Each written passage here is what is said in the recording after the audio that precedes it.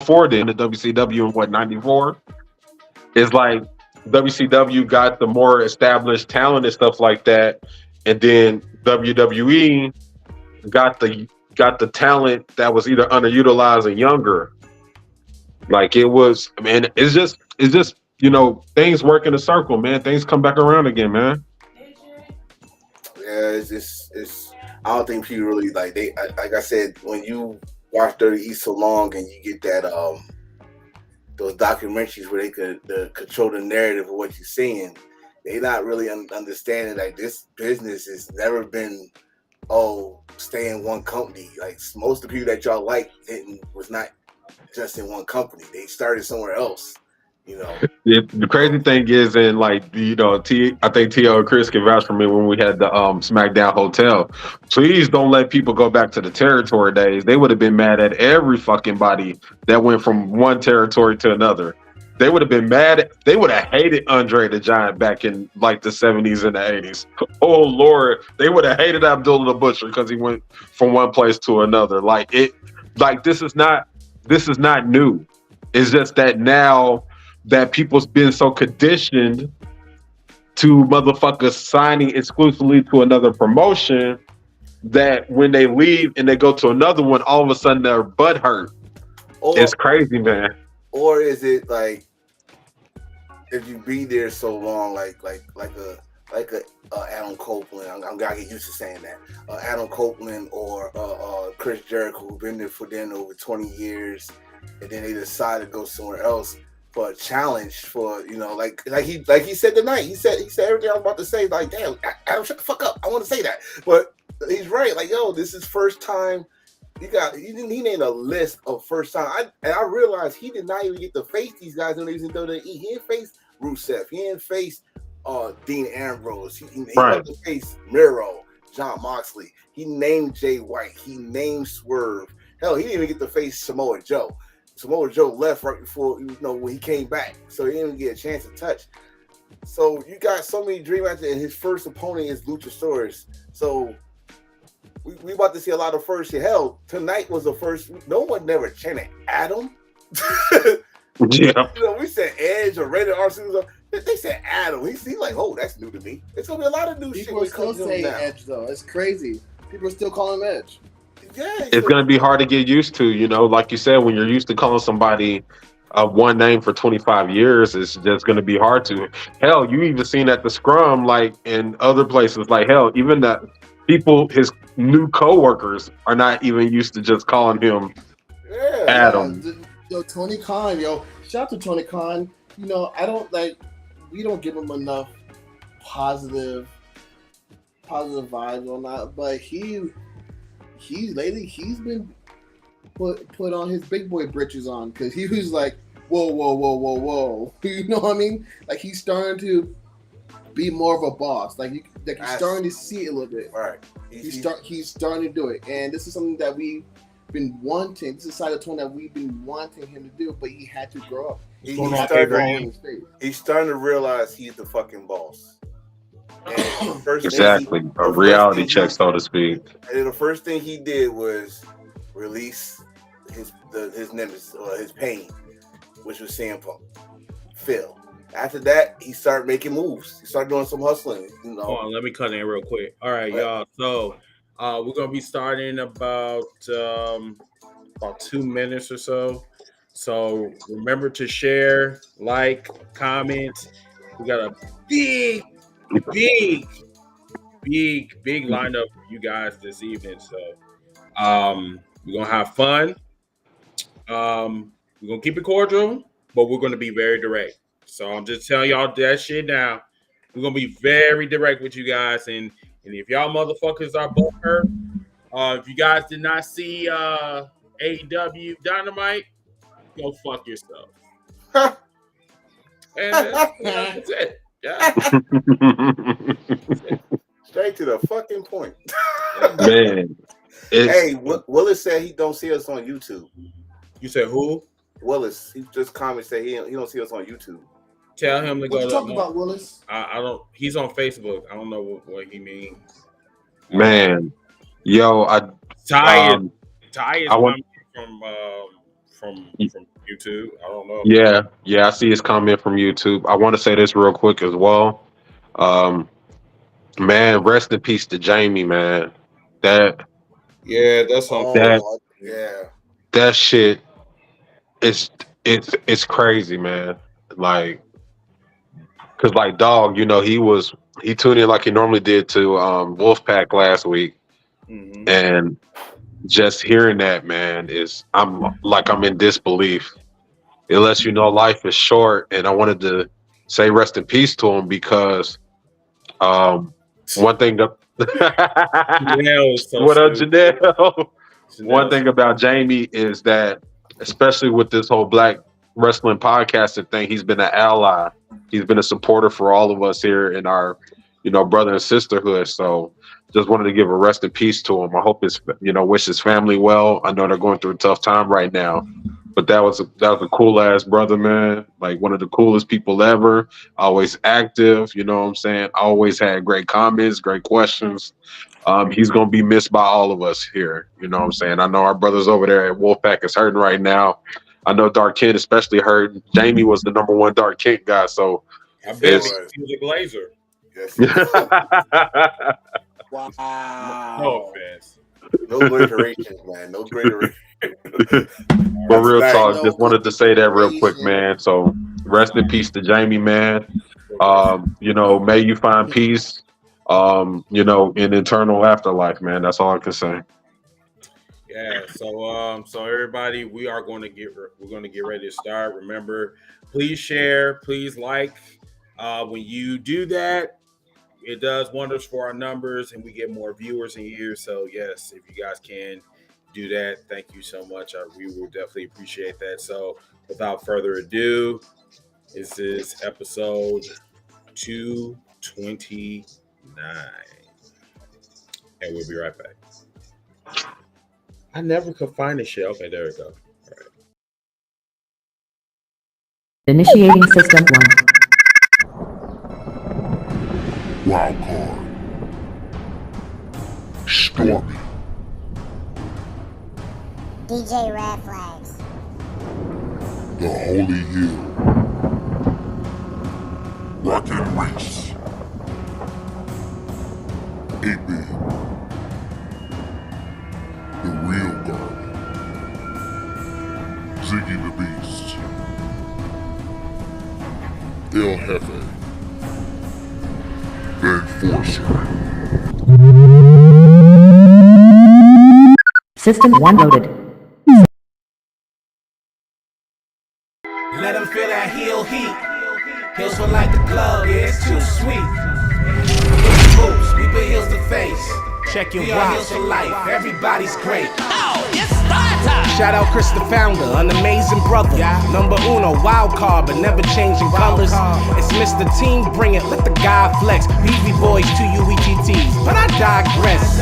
Ziggy the baby face on a heel show. Producer of the year, plus a vet with a steel toe. Ziggy the beast, he play stops with T.O. The heel they love to hate, more shots than Tito. DJ Red Flags, nah, you shouldn't challenge him. And the enforcers, the black on Anderson, Mr. Attention Getter. He is the attention. Now it's getting stormy. We make great impressions. Said Rollins ain't a problem. It'll sound trippy. Montez 2.0 from the Mound City. I know what you're thinking. What a great team. And it's been heels for life since 2018.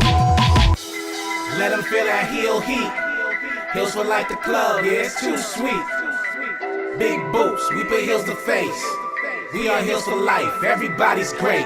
Let's go. We're at the SmackDown Hotel having a cookout. Rockin' with Reese, encyclopedia books out. We need that all sports talk. This is a Reese cap, cooking with the real Garland. What's the feedback? The only double J he respects is me. I was a tweener, played the middle like a referee. No more bearded baby face, I'm the holy heel. King Ace on the printer like I know that's real. He's 18-bit. With that Macho Man flavor, all my 16s big, sound like we're playing on the safe. We keep it raw in a Monday, and Alex brings that nitro to a Sunday. El Jefe, the heels don't give an F.A. Eddie had La Raza, me I got El Gente. We be the face without the foundation. It's the Heels for Life podcast. Stop hating. Let them feel that heel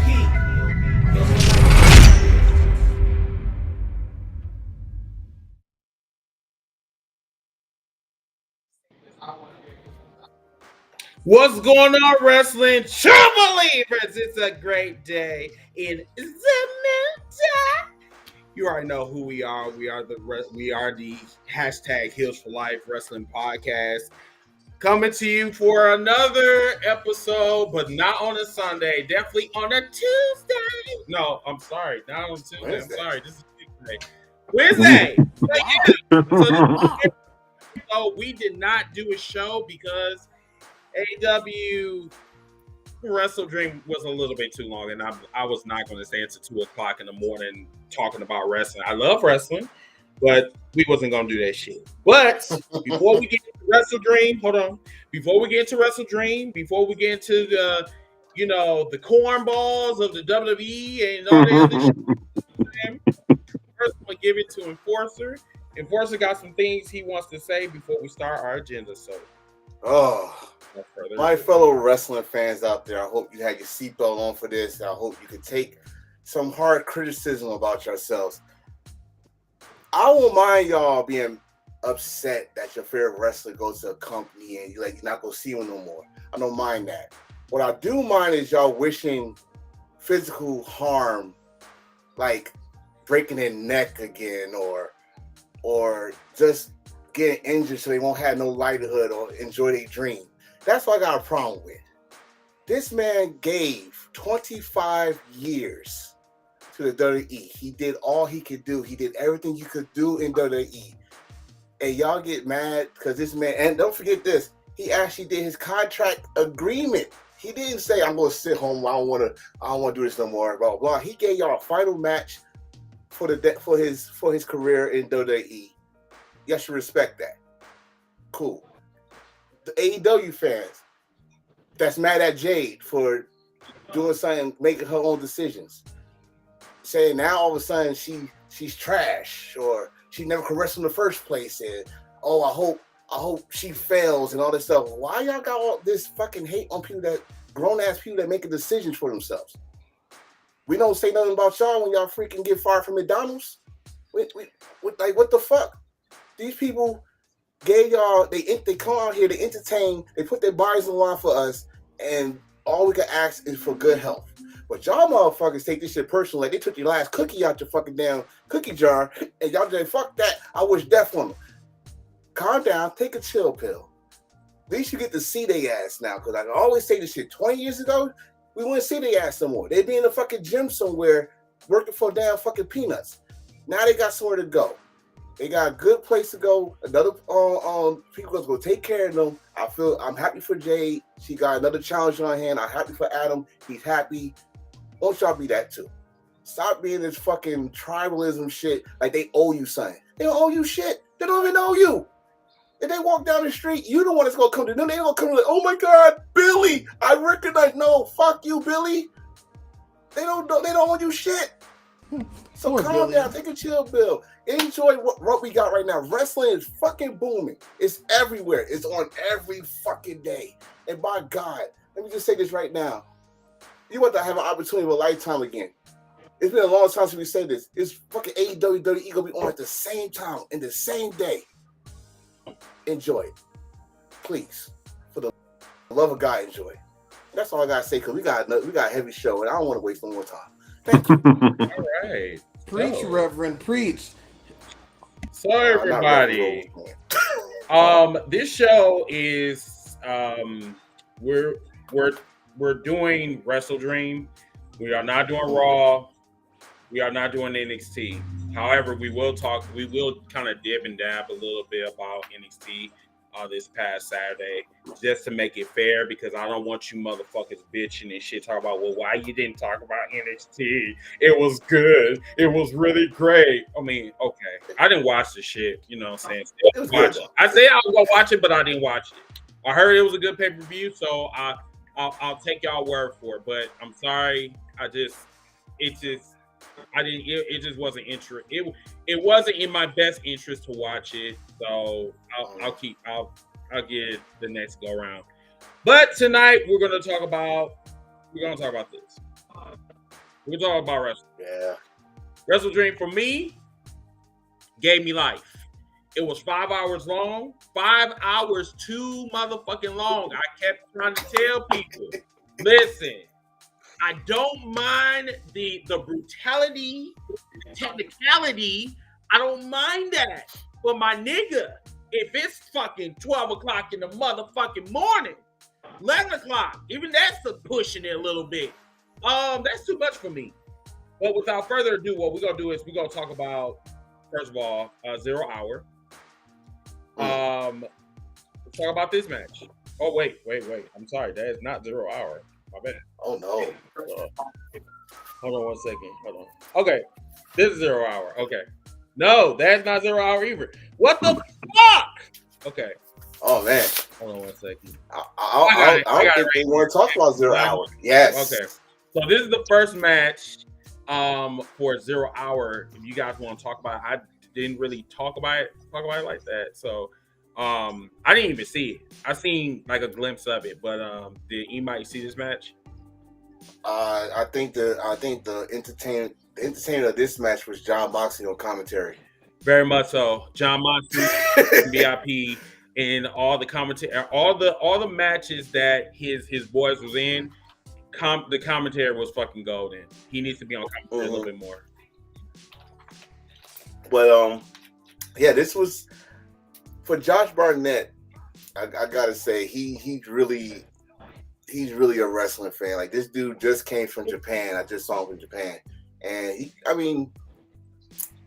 for a MMA guy that was wrestling first, I didn't think he was gonna do that good with Claudio. But him and Claudio matched up good, and they talk about a rematch. So we might see a rematch down the line with those two. Okay. Anybody else? I ain't gonna lie to you, brother. I didn't watch 0 Hour. I'm not even gonna lie to you. I'm not even gonna front. I caught bits and pieces of it. Moxley definitely the Pat McAfee of this pay-per-view, basically. Yes. The man was on one. Like, he was on one. And I'm just saying, could you imagine if everybody's team had somebody to hype them up the way that hype them up in their lives, or what they're doing for them lives, the way that freaking Moxley was doing it? Could you imagine how far most people will be able to go through life, having somebody to hype them up just like that? We all need a goddamn Moxley like that in our lives. Not someone who bleeds all the time, but someone's gonna hype you up and push you to be gooder than what you were already. Is that a Wyoming term? Wait. I want to say that again. Gooder. Gooder? Gooder. Way gooder. That's not even a word. Yeah, it is. It's a hill word now. It's not a word. Yes, it is. Way it's gooder. a hill word now. No, that's a Wyoming term. That's what that is. Come on, add gooder to the Hill dictionary. We gotta add it. No motherfucking gooder. You know what I'm saying? Good. We can't add it to glazeration and all the other terminology. I digress. Like, it has to be in the dictionary. We don't say gooder over here.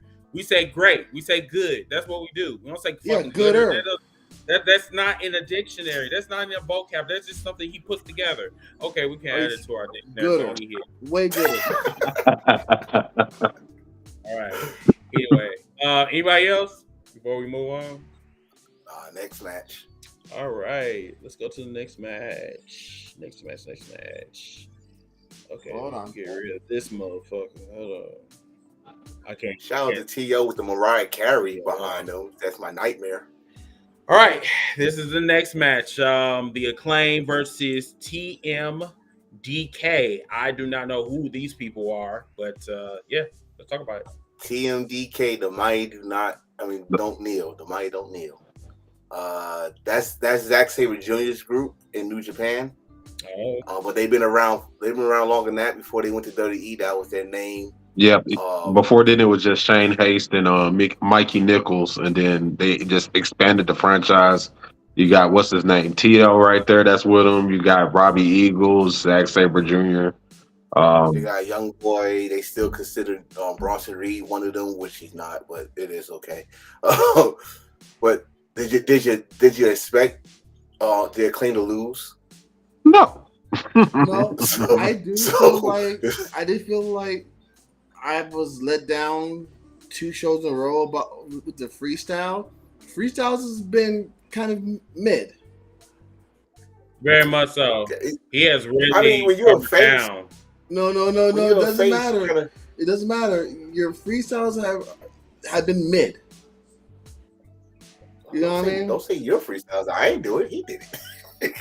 No, what? Hey. We're a tag team, right? I got you. I'm with you. You know what I mean? I'm with you. Black hats. You know, feel me? Exactly. I'm just saying. I'm not Next. in it. I have my white hat. You know what I'm saying? I'm the White Ranger. Yo, have y'all seen that one meme? I'm sorry I cut you off. Have you seen that one meme? It was like, it shows all the Power Rangers. It goes, red power, blue power, black power. And then the White Ranger goes, white. And everybody's just all looking at him. White Ranger power. Right. Yeah. Yo, that shit gave me life, but okay. I digress. All right. So, no one really have anything to say about this match. Yeah, I did. The freestyle was mid. Yeah, that's about it. All right. So let's go to the next match. Burial. Well, I would This say man- burial, I but he have a got his question. ass How whooped. tall- This man got destroyed. How tall is Nick Wayne's mom? Because she looks like she could be like a center for the LA Sparks. Wow. Damn. Respectfully. Wow. Respectfully. She looks tall as fuck, bro. But let's like, talk about this match though. Like, dude got murdered. yo, Well, do you think he got murdered like was it set up for him to be murdered like because of what happened later on in the night in the main event? Oh, no. because he didn't do nothing like really truly offensively that made me feel like he was gonna win this match. Was he No, supposed I to, though? mean, dude is like fucking 19. I mean, he's But- no match against Luchasaurus. Okay, so like here's my thing, all right? When you have a Luchasaurus, when you have like a Warlord, when you have like Brian, what is it, Brian Cage?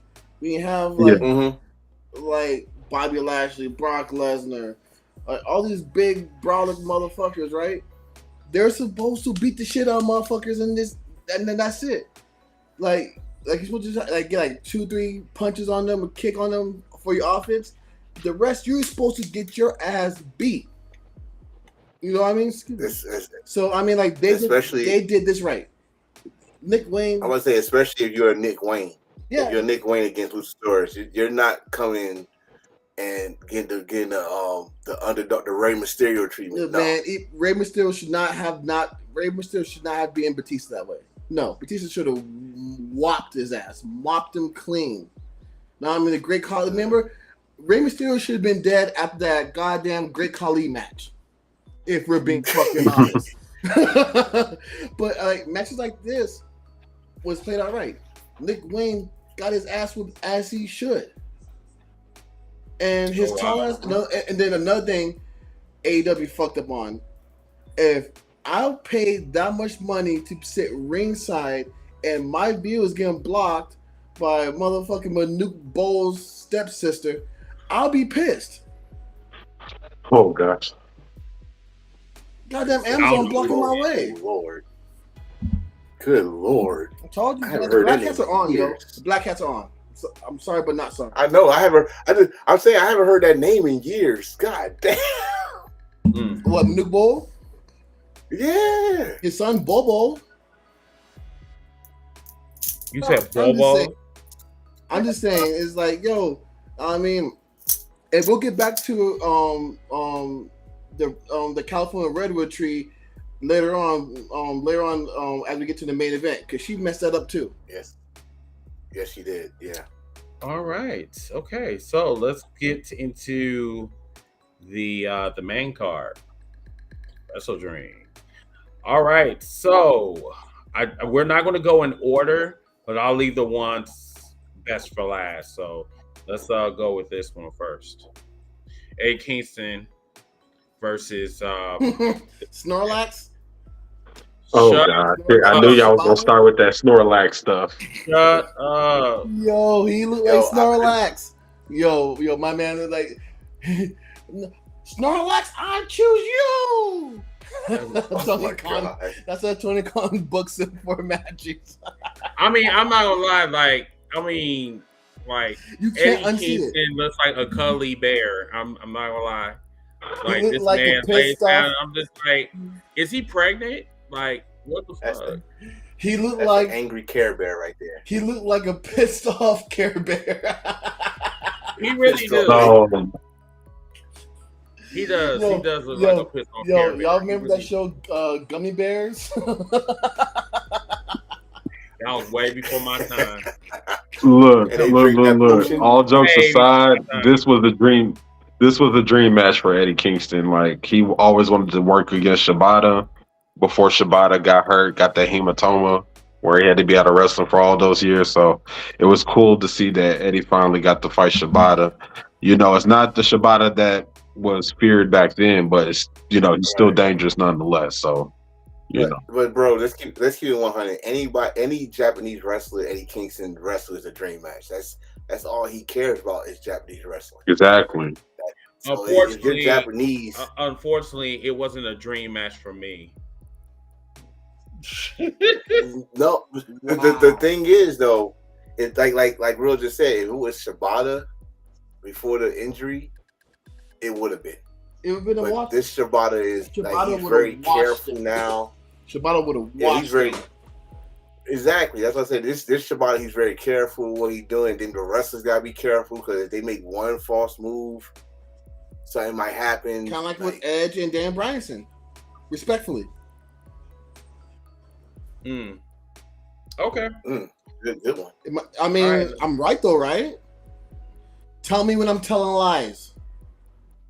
No, it's facts though. I mean, if this was the Yeah, Shibata yeah. back then, this would have been a whole different match. Yeah. Yeah. It was Snorlax, we stiff got as sent shit. home. Snorlax, we got sent to the damn Pokemon nursery to get healed Well, by he had well, he changed. He to be had healed up changed by the colors. nurse. I'll tell you that. His ass has been sent to fucking Nurse Joy in the Pokemon service center. Oh my god. I'm gonna go to the next match. Yeah, so we had a fatal 4-way: the Young Bucks, the Guns, Orange Cassidy, and Hook, and the Lucha Bros. This match was all over the place. Gun should have won. Yeah, the Guns should have won. They really have been very entertaining as of late. Ever since they have joined the Gold Bullet Club, they have been fucking awesome. Like they really remind me of the New Age Outlaws in so many ways. That's Nice. yo. I just know it, Chris. No, Chris.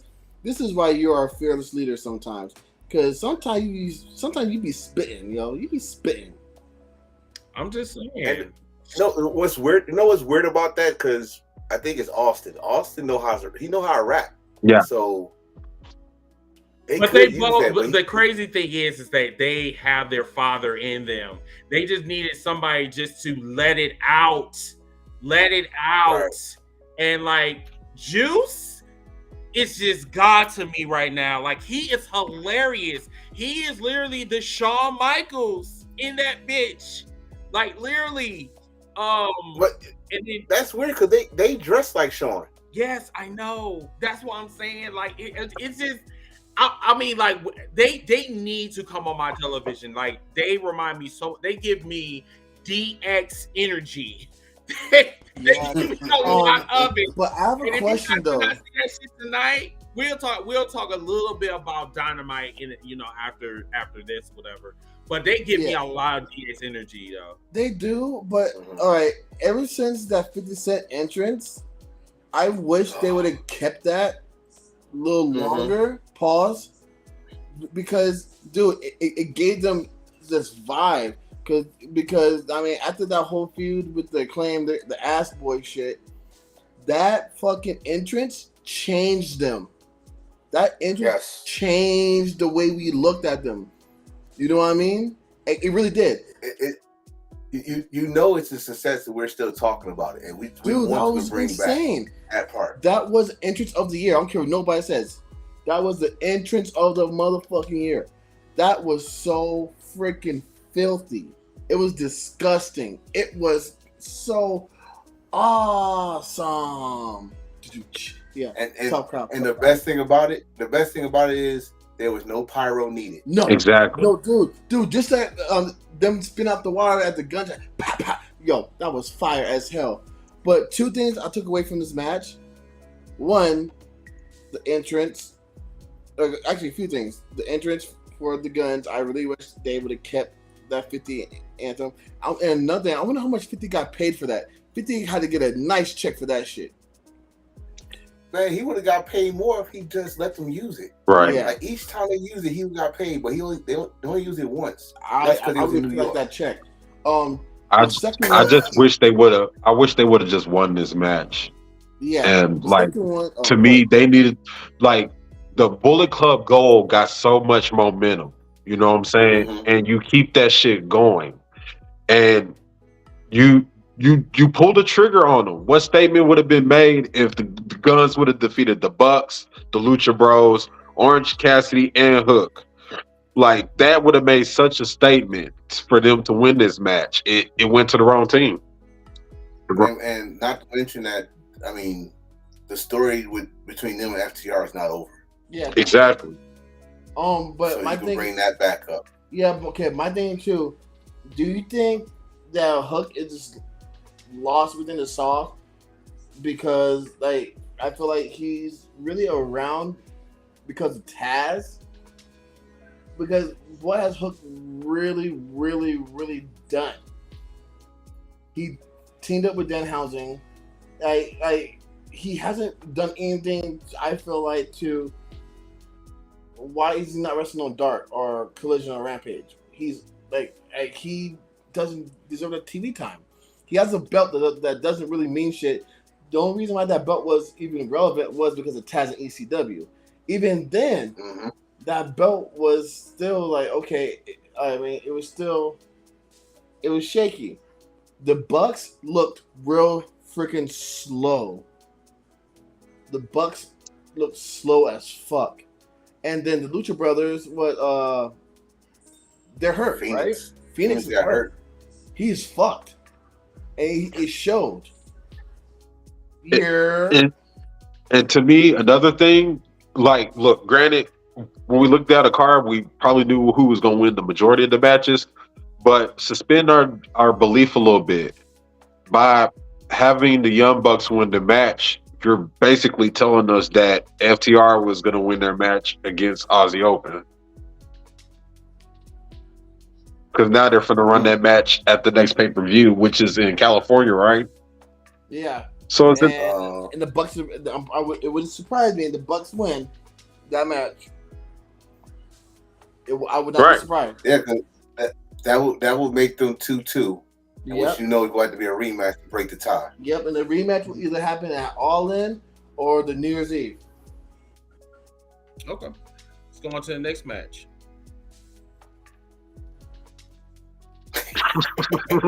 I know. I'm laughing at the fun fact. That's why I'm laughing. Next, please. This match. Next, please. Next, please. This match was just space. Next, please. Okay. Get something Ricky to do. Next, please. Yeah. Go to the next match. Thank you. This was funny. Dude, this kangaroo kick is giving me fucking life. I don't care what nobody says. The kangaroo kick and the fact that what he said he's going to do, he did it. He stuck a man's head into his ass. Do you know how good MJF is?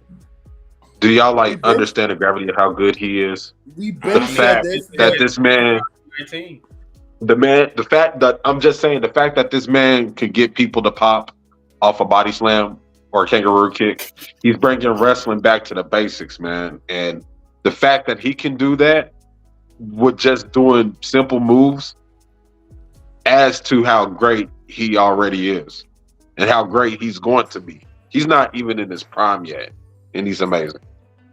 Man, listen, they got freaking a double clothesline over.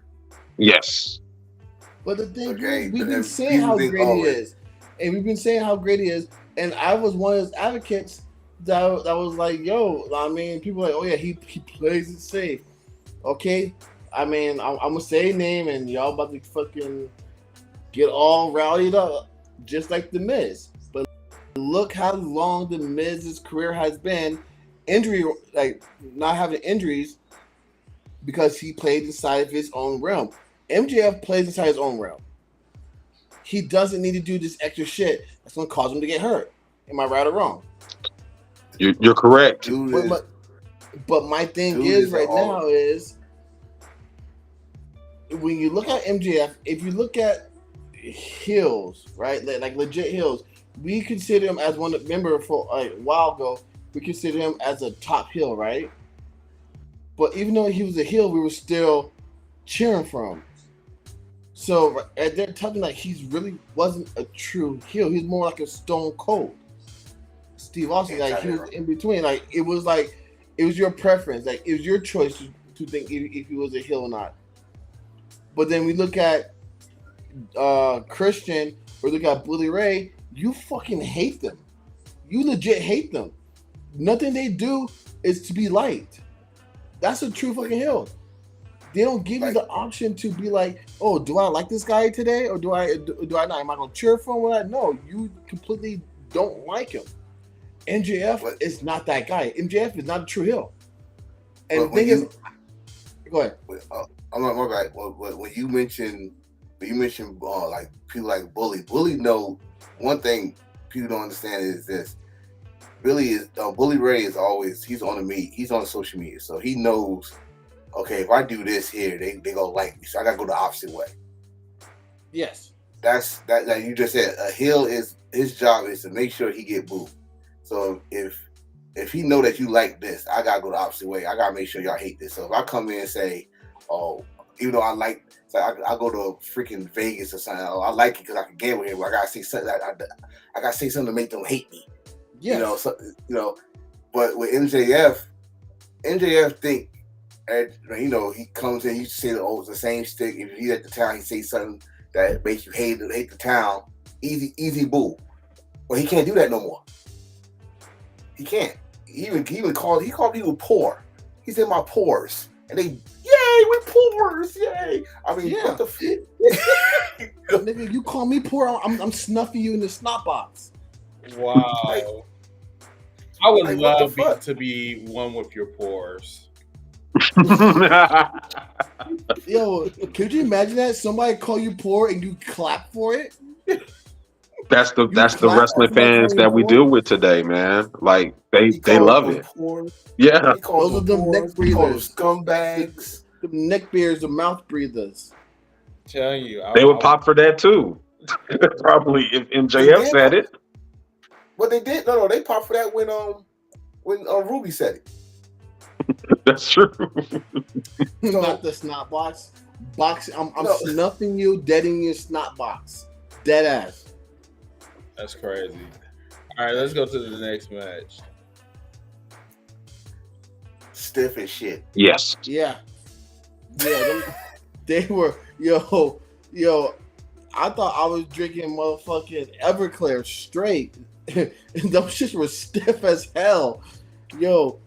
They were throwing bows. The Lucas says throw them bows. They were throwing motherfucking bows. Bro, it was awesome. It was Davis. It was a banger. I want to say this real quick about Aussie Open. A lot of people don't give them the respect they deserve, especially like for example, Cal Fletcher, right? Dude on the right. Dude, anytime they make a top list of people under 25 that are amazing, he's always left off that list. That's a crime in itself. And Mark Davis is the oldest 33-year-old I have ever seen in my life, but dude is a fucking beast. To put that in perspective, he's the same age as me.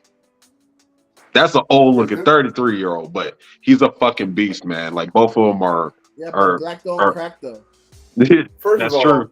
Hold on. First of all, Kyle Fletcher don't care. He got freaking Sky Blue. He don't care about no damn list. So He winning. Yeah, He I winning mean, like, why would you care about being able to, motherfucker? You got Sky Blue, and you worry about God? Man, get the fuck out of here. But Mark Davis, that dude's a freak. I know they're from Australia, so don't think it's a racist comment, but that dude's a Tasmanian devil. I swear to God, he broke his arm. It's one of them spiders. He thought he was Brian Danielson because he broke his arm and I think he did a powerbomb, one arm powerbomb in that match. Like, what the fuck is he on? Like, you know what I mean? They did their finish move, but he couldn't pin. But like Real said earlier, he kind of told us the results once the Bucks won their match. Right. Like, that's my only issue with it. I love the match, but we knew it was gonna, like I said, suspend my belief for a little bit. That's all I ask. Like, just like throw a monkey wrench in there to where I think that it could go either way. But once the Bucks won, I'm like, yeah, FTR is winning. They setting up the match for full gear. Like, wow, yeah. Yeah, I'm gonna say is, like, no, Garland, you're right, and Tony right too. Aussie Open does not get enough respect. Kind of like Jeff Jarrett, you get pushed to the side and you get disrespected by so many other people. You know, it's just like you do so much for the wrestling community, you do so much for your career, and get disrespected. No, I feel for Aussie Open, I feel for Jeff Jarrett. Jeff Jarrett for president, 2024. Let's go. I'm not selling it. Let's go. I've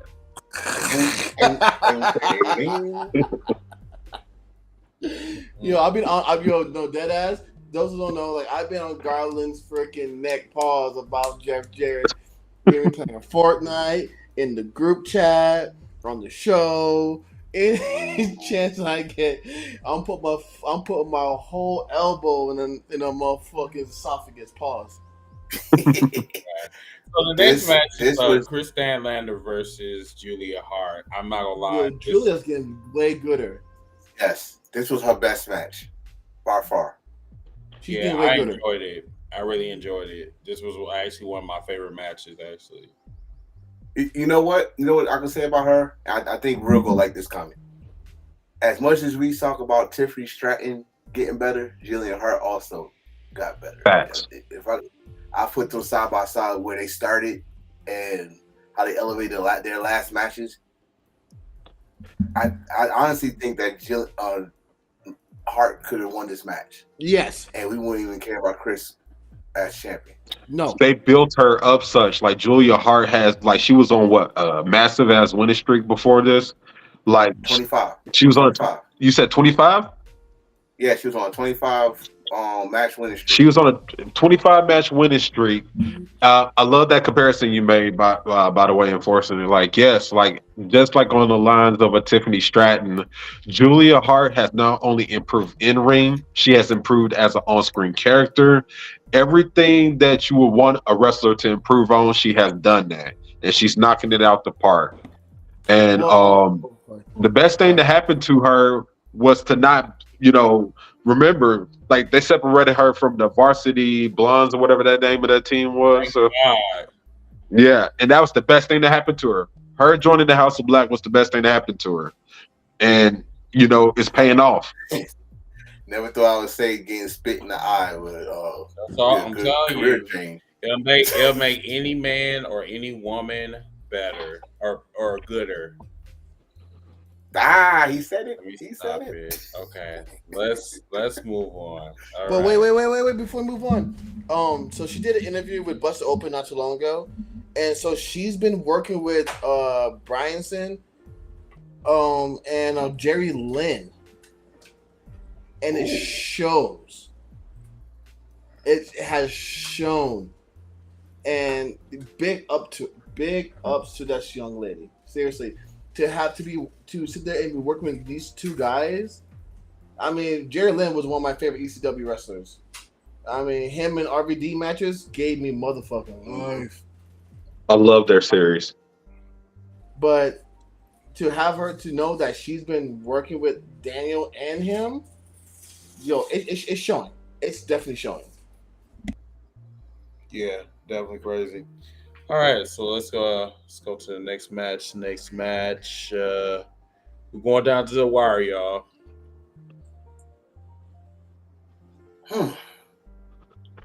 another match that was everywhere. Yeah.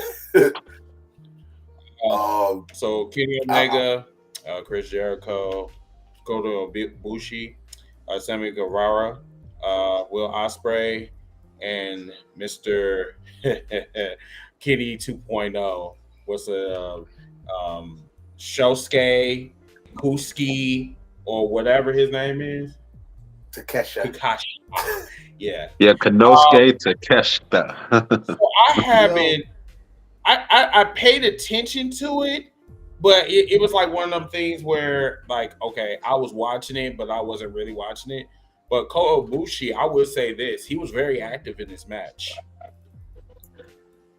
Yeah, he was. I think because that's the in the what's that DDT? That's the dream match. I think they working their way to that with him and Takeshita because you know that Kota Ibushi was the ace there. Takeshi's the ace there now. They're trying to work on that for their big show later on this year. But Will Ospreay, it was a part of that match that I was like, oh, here we go. Kota Ibushi looked like every black mama that know you did something wrong. I know where you're going. The way they turned around, looked at him, and the way he just said, "You know I'm about to whoop your ass, right? Don't try to go to sleep. I'm gonna whoop your ass in your sleep," type shit.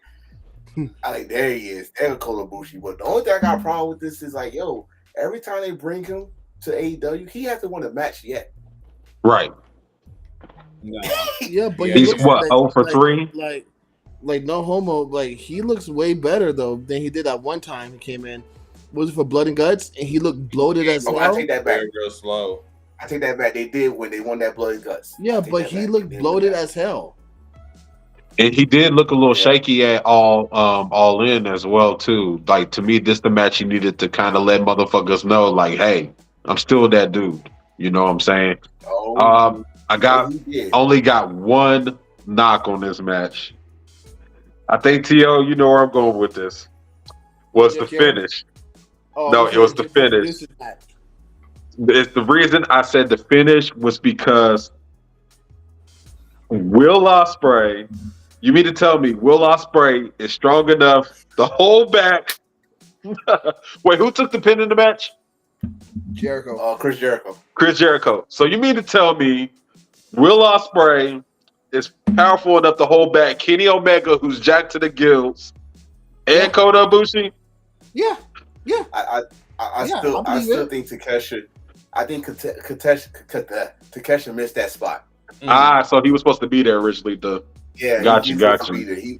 He missed that spot. So Will Ospreay, being the ring general that he is, he said, "Fuck it, I'm gonna show y'all I'm the man. I'm gonna hold both of them, her and all this shit." No, you know, because he had one motherfucker by the leg, he had the other one. You know what I'm saying?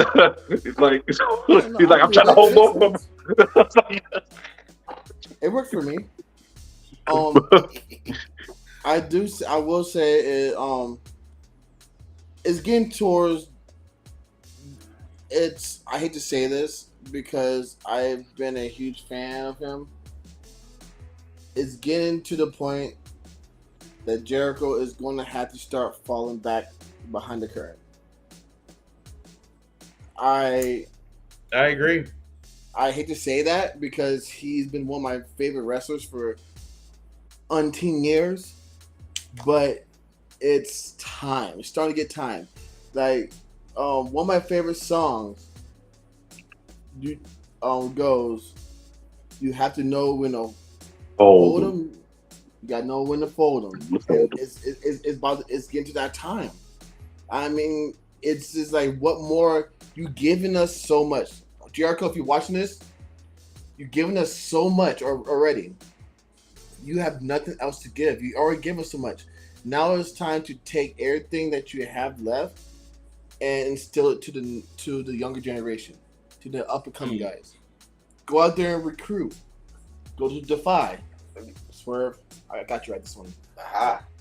But go to OVW too. I mean, just go around and just take all this knowledge. Even if you have to sit there and just take a year and just do indie matches to these other promotions, and then help scout these guys up and bring them up.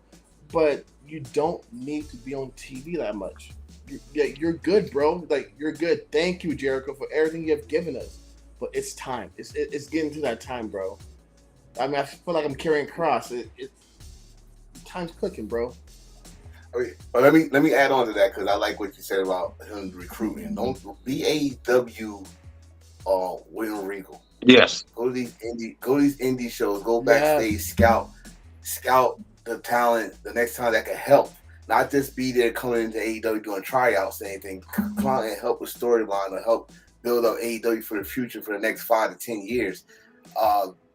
Jericho, I think if anything, if it is the way he's going, we're not saying that we know that shit or not, but if that's the way he's going, this should be the final storyline. This should be the ride in the sunset. You know, we doing cowboy themes here, so fuck it. Rise to the sunset, you know, you giving all you give. You're the first ever AEW champion. You've been in massive storylines. You was in the first Blood and Guts. You was in the first Stadium Stampede. You did all the first. You made the first couple of AEW pay-per-views. You did all the first there. So now, pass up your knowledge, pass up your over 33 years of experience to these other guys that want to be in your shoes. They want to be in the upper echelons. So I definitely go agree on that one. Of 1,000 and how many holes? 1,004? 1004. 1004, sir. 1004. Don't fuck with that storyline. Holes, dude. 1,004 holes. You made a fucking list of wrestlers that you don't like. Jericho is like, bro, you armbar. Right. Right. Look, Chris left. But no, like real talk though, like real quick before I forget, because I know I'm probably gonna forget. Yo, Tones, thanks for peeping out that Mariah Carey, you know, because Christmas is right around the corner. I know. And this is don't tell me you're a fan of the song too. Please don't tell me you're gonna be bumping that. Oh no, he's trolling us. Oh gosh. And guess what? She's coming to Colorado on Tuesday, November 21st for her Christmas tour. And guess what? Have her sign that. Oh, bro. Well, I'd rather you be a Mariah maniac than a Swiftie. I'll put it that way. Hey, my favorite Taylor Swift song is 22. I don't know any Taylor Swift songs. We're down to the final three. So yeah, I would say one of the matches on the night. Oh, I'll go say Wrestling Clinic because that is not the match of the night for me. But that's a technical wrestling clinic. I've never seen so many counters, cold counters. I mean, cold counters. Beautiful technique. You know who Zack Sabre Jr. remind me of? Owen Hart? A young William Regal. How smooth William Regal was back in the day. Zack is that times 2. How you counter like 4 submissions in a row with like ease, and then he smiles at Bryan Danielson like, this is the best you got? You sure? You don't think this man been sitting there waiting on this match? This man probably been working on some shit specifically to use on Bryan Danielson, and the same for Bryan Danielson on Zack Sabre Jr. Yes, I'm a fan of technical wrestling. This was on some Johnny Kidd, Johnny Saint, Billy Robinson type shit. I love this style of wrestling, and I understand it's not everybody's cup of tea, especially for this generation. But the fact to see a lot of people from this generation love this match and marvel at it, man, it warmed my heart really. Hey, I love this. It was art. That canvas was truly a canvas when those two were on there. You just remind me of something for those that are watching or has something to say about. Oh, they need a story or something. They told a story during the match. And if you don't understand that, there was a story. This match was to happen at the first Forbidden Door. This match, so they had another year to put some seasoning on it. And like, oh, he's ducking me, blah, blah, blah, blah, blah. So after the Forbidden Door, again, he got injured. So we do, okay, it's not gonna happen. The first thing Brian did when he came back, we gotta have this match. And it seemed like now he's tasting the rainbow. So the first thing they did was have this match, and guess what? We might have a trilogy out of this. Right, because of the finish of the match. Right. The finish of the match, and for those, I'm just saying this to the people that may not understand the finish and why both guys felt a way about the finish, was everybody expected this match to finish by submission. With two guys like that, you expected to finish by submission. So the reason why Bryan Danielson and Zack Sabre Jr. Hell, Nigel McGuinness, that's probably another break off of the storyline we're going to get. The reason why they reacted that way is because it did not finish by submission.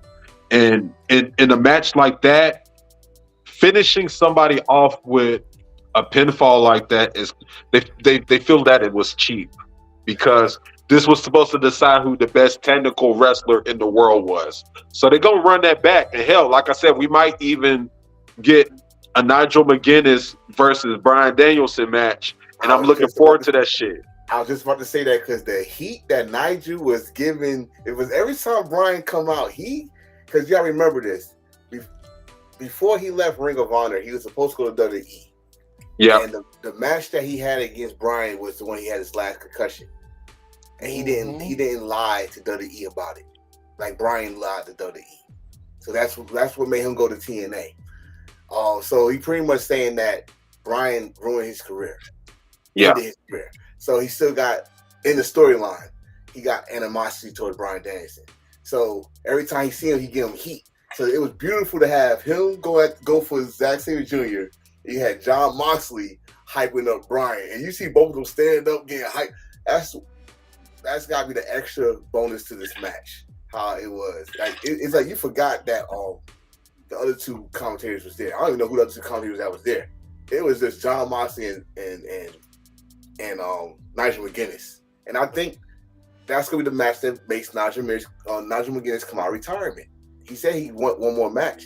Who else to do it with the last person you had a true rivalry with? Bryan Danielson. The question is exactly full circle. I agree. Yeah, this is like one of them type of matches WWE would not allow on their TV at all. The sad thing about it, though, Chris, they have the talent there that can have those type of matches. They just wouldn't allow it to happen. That's the sad thing about it. So I'm gonna say this: he did have that match. They kind of did back in the day. Back in the day, they did. Yeah, but he did have a match like that in WWE, but not like that one. But he did have a technical match like that in WWE. Bro, we don't even fucking remember. When was this? 10 years ago? Might as well say. No, wasn't it? No. He had one against Drew Gulak, which was in the UK, right? Was it UK? So we don't. Yeah, I think it was NXT UK. I think. No. Correct me if I'm wrong. No. He had a match with Drew Gulak. It was a technical match, but see, WWE fans don't like that. That's why y'all don't want to remember that. Y'all just did they give him how much time? I remember the match, but they didn't have much time, did they? No, they had like a 20-minute match. Mm-hmm. It was technical. It was a good match, but nobody, like I said, you don't. If I don't want to talk. We don't want to bring up WWE on this one, but WWE fans used to, as T.O. said, they used to. Thank you. They used to have matches like that, clinics like Bret Hart, Kurt Angle, Chris Benoit. Yeah, I said Chris Benoit, stuff like that. Murder. But murder. Yeah, it's a rare WWE ever get that again.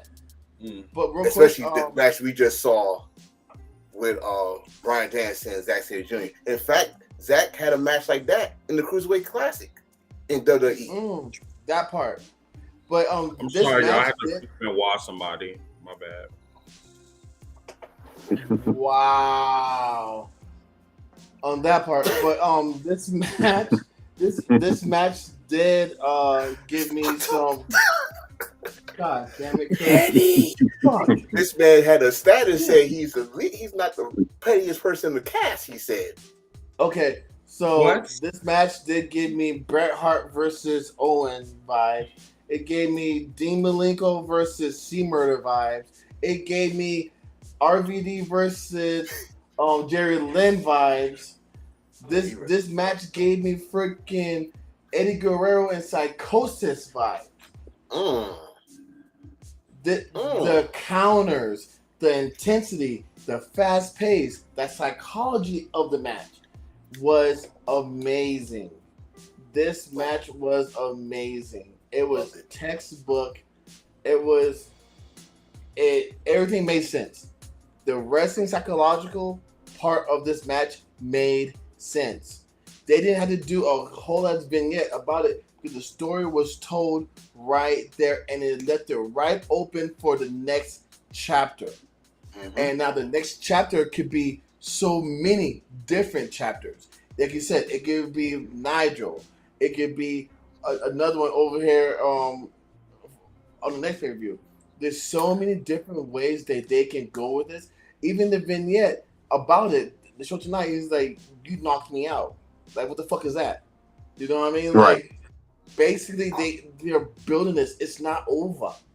It's not over. And what's cool about the match dynamic is that when they have another match, like you mentioned, the counters and stuff, like that's been kind of the main topics, is you already know they're going to bring something different the next match from a counter. Maybe they're going to have to. Maybe a move that worked in the first match is not going to work in the second match. That's the beauty of this, and I can't wait. So how about this? One thing I didn't see, I wanted to see it. Sorry, cut you off real quick. I didn't see a heel hook, and I didn't see the octopus or the abdominal stretch. They did a heel hook. Barely. They did a heel hook. Barely. They're not going to come on now. Zack Saban did it. Zack Saban did it. It was weak as fuck, and you know it was. He's not a master at it, but shit was Tropical Fantasy Tours of motherfucking Fanta. I'm gonna give you a spoiler. I think the second match should be at Wrestle Kingdom. And I think Zack Saban Jr. should win by pinfall. Yes. So when the final match of the trilogy is a submission match. You must win. I quit match. Yes. I quit match submission. You must win by submission. I quit. Y'all gonna laugh at me for my suggestion. Last match should be World. No, but it would make sense for both of them. Last match should be World of Sports Rules, British rounds. No, I know it. Like that Heritage Cup rule shit. No. It has to be an I quit match. Yeah, it makes sense that way. It has to be a submission. It has to be. I want to say it has to be a straight. They can say submission. I quit match. Same motherfucking thing. It has to be that way. It has to be that way. Nothing else makes sense.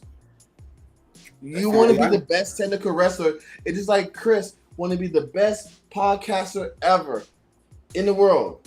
Not the city, but the world, Craig. Top flight, right? Top flight motherfucking podcast in the world. But not just the city. Exactly. But if Chris is not doing other platforms, how can he call himself the best of the world, right? If he's not innovating himself, innovating his brand to the next level, how can he call himself the best? In order for them to be called each other the best, Tone is right. It needs to be on Zaburn's own turf, because this one was on Daniel's turf. Now it needs to be on his turf. And then now the final one has to be a submission match in order for it to make motherfucking sense. We're always criticizing both wrestling companies. WWE for having a longer range of storytelling to AEW's shorter range of storytelling. In order for this to make sense, it has to do that. The pieces have to fall together. And what way does it make sense? You went on your grounds, I went on my grounds. We're supposed to be the best technical wrestler of all time. It has to be a submission match to end it. All right. Let's go to the next match. Yo, I'm spitting today, yo. I'm telling you. Match of the night for me. Yo, Swerve was disgusting. Yo, forever, shout out to the Prince. Let's get a shout out to the Prince one time. Yo, Chris, do you have any videos up there? What videos? You know what video? Tone and Stormy? I'll show it on the next slide. Yeah, I'll show Yeah, it. shout out to the Prince. Shout out to the Prince for shouting us out. We appreciate you. You know what? If you can, we need to figure out what. You know what? I'm gonna see what I can do if I can reach out to him, see if I can get him on the podcast. Ooh.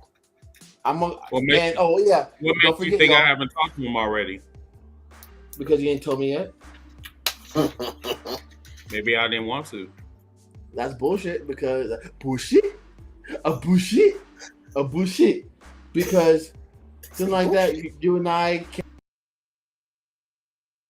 A bullshit? A bullshit? A bullshit. But no, seriously. Oh, and don't forget, we do have a special podcast Sunday with the indie wrestler, and it's gonna be a good one. I think she's part of the blood. I think she has affiliates with the line, but I will not disclose that until I get the last few details in. But yeah, this match right here. No. Not this Sunday. I thought it. I forgot said the eighth. Fastlane. I forgot. Oh, Yeah, no, I forgot Chris. Fastlane is this Sunday. Yeah. Or no, It's this Sunday. Saturday. Fastlane is Sunday. I thought Fastlane was Saturday. Yeah, It's Saturday. Mhm. It's Saturday, so we can do it on Sunday. We got to. Why? I locked it in. I locked it in. Why you told her? Because you told me to the 8th. Tell her, okay, push it to We the have to go to 16th. 8th. Why? I already locked it in. Okay, I'll talk to her. Do you I'll talk tell to me her. she can reschedule? I will talk to her. Thank you. Anyway, this match was great. I am so happy for Swerve. This is a Swerve that we wanted. I'm gonna if we can, pass the mic to the real Garland, because he has a lot of insight on this situation, and with the Black wrestling community, he's been tapping into things. So Chris, if you don't mind, put Garland on the big screen. All right, Garland, talk to us. All right. So, a lot of people that's in this space or whatnot. There's a situation last year with another Black podcast and Swerve. I want to say this. I want to speak specifically to them. I've been in different spaces on X and stuff like that, talking to different folks about it. Both Swerve and members of this podcast have been in the same spaces. I think they need to get to a point to where they need to mend that fence. There's no reason to be having all this smoke towards each other. We're supposed to be all Black people in this podcast and space, supporting one another. Swerve is going to be the best chance that we have at a Black AEW World Champion. I've told this story to my podcast members before we got on the air. I've seen that there's still smoke there between these two entities. I've seen to where it's got to a point to where when other people that are coming into these spaces and trying to find a safe space to speak on, Swerve or other wrestlers, where you're shitting on them for no reason, and they may not know what the situation is between, you and Swerve. All I ask is this: y'all got to mend that fence. How are we supposed to be Black people in this, podcasting game, and we're not getting along with each other? I see it like this: y'all need to have a conversation. Maybe it was a misunderstanding. But I feel like it's getting to a point now where the drama that they're having with Swerve, y'all letting that drama out on people and tossing strays at people that had nothing to do with it. And what that is doing is you're messing up a safe space where people can give an opinion on wrestling. Mm-hmm. Like, that's why I really don't care for other Black podcasters like that. When I see shit like that, like on Twitter, I don't even want to come on their space Because the next thing I'm gonna say is, nigga, where's your address? I said we don't have to go back and forth and talk shit to each other. I mean, I can do it with my fists. That ain't nothing. And in this next part, I'm just gonna go ahead and name names, put it out there. I went to the space yesterday on Black Wrestling Podcast. They do Turnbuckle Tuesday. A good friend of mine got on the microphone. A good friend of ours, a good friend of the podcast. Oh yes, AB the God. AB the God. All he did, mind you, AB did not know about the situation before I explained this story. Had no idea about the situation. AB is a 21-year-old Canadian. Exactly. He doesn't really he don't know understand the black community. So right. I just throw down that that waiver. But go ahead. All right. So before he got on the microphone and spoke, they were talking about Edge coming over to AEW. One of the guys said he's just going over there to stat pad and not put no young talent over. All AB did when he got on the mic was say, well, in the media scrum, the first names Mr. Adam Copeland mentioned was Darby Allin and Swerve. Y'all kind of jumped on him because the word Swerve came out his mouth. That was not right. And this is not me coming at you as an enemy or anything. This is me coming at you as a brother. When it comes to brothers and sisters, we're supposed to tell each other when we're in the right and when we're in the wrong. This is me coming at you, telling you you're in the wrong for the way you reacted to him. Like they just said, he's a 21-year-old Canadian kid who didn't get into wrestling until about 2008. He comes onto these spaces. He's very respectful to a lot of us. He's just there to talk about the wrestling. The way y'all came at him was unnecessary, all because he said the word Swerve. I mean, so this is why I don't understand. This will be my retort to them. They really need to hold on a second. I don't know why this volume just went up for some reason. Anyway, so I understand because Janelle have this problem, from the Jobber Tears. But see, here's the thing. This is my issue with Janelle and the rest of them, the popular black podcasters. I love them. I have much respect for them. I do. The issue is with them is that you can't sit up here and get mad at somebody for a fucking year because he disagrees with your assessment. This was based on his number in the blacklist, and he said he didn't like it. He deserved to be on the top. He said, respectfully, please remove me. Cool. Okay. You didn't get mad at fucking Moose. You didn't get mad at him. Yep, Moose did the same shit. He did the same exact shit, but you didn't have the same exact energy. You know what I'm saying? And the thing about it is, these black motherfuckers sit up there and glorify Hulk Hogan all fucking day. And don't even do shit. Don't even say shit about it. But then, you're Swerve. Oh, you're upset. You are, oh my God. He said Swerve. That's why I said, that's another reason why I don't like working with other black podcasters. I don't like working with them because it's just like, and this is from experience. When they feel threatened or they feel some type of way towards you, they start plotting behind your back or whatever, or start just picking random fights or whatever, like what happened in a cookout. I didn't know that such and such had a problem with me. I say, you have my number. You know how to DM me. Can I talk about that next, please? Hold on. You had a problem, but then yet you didn't even bother to bring it up until when it was convenient for you. And the shit didn't even make any sense.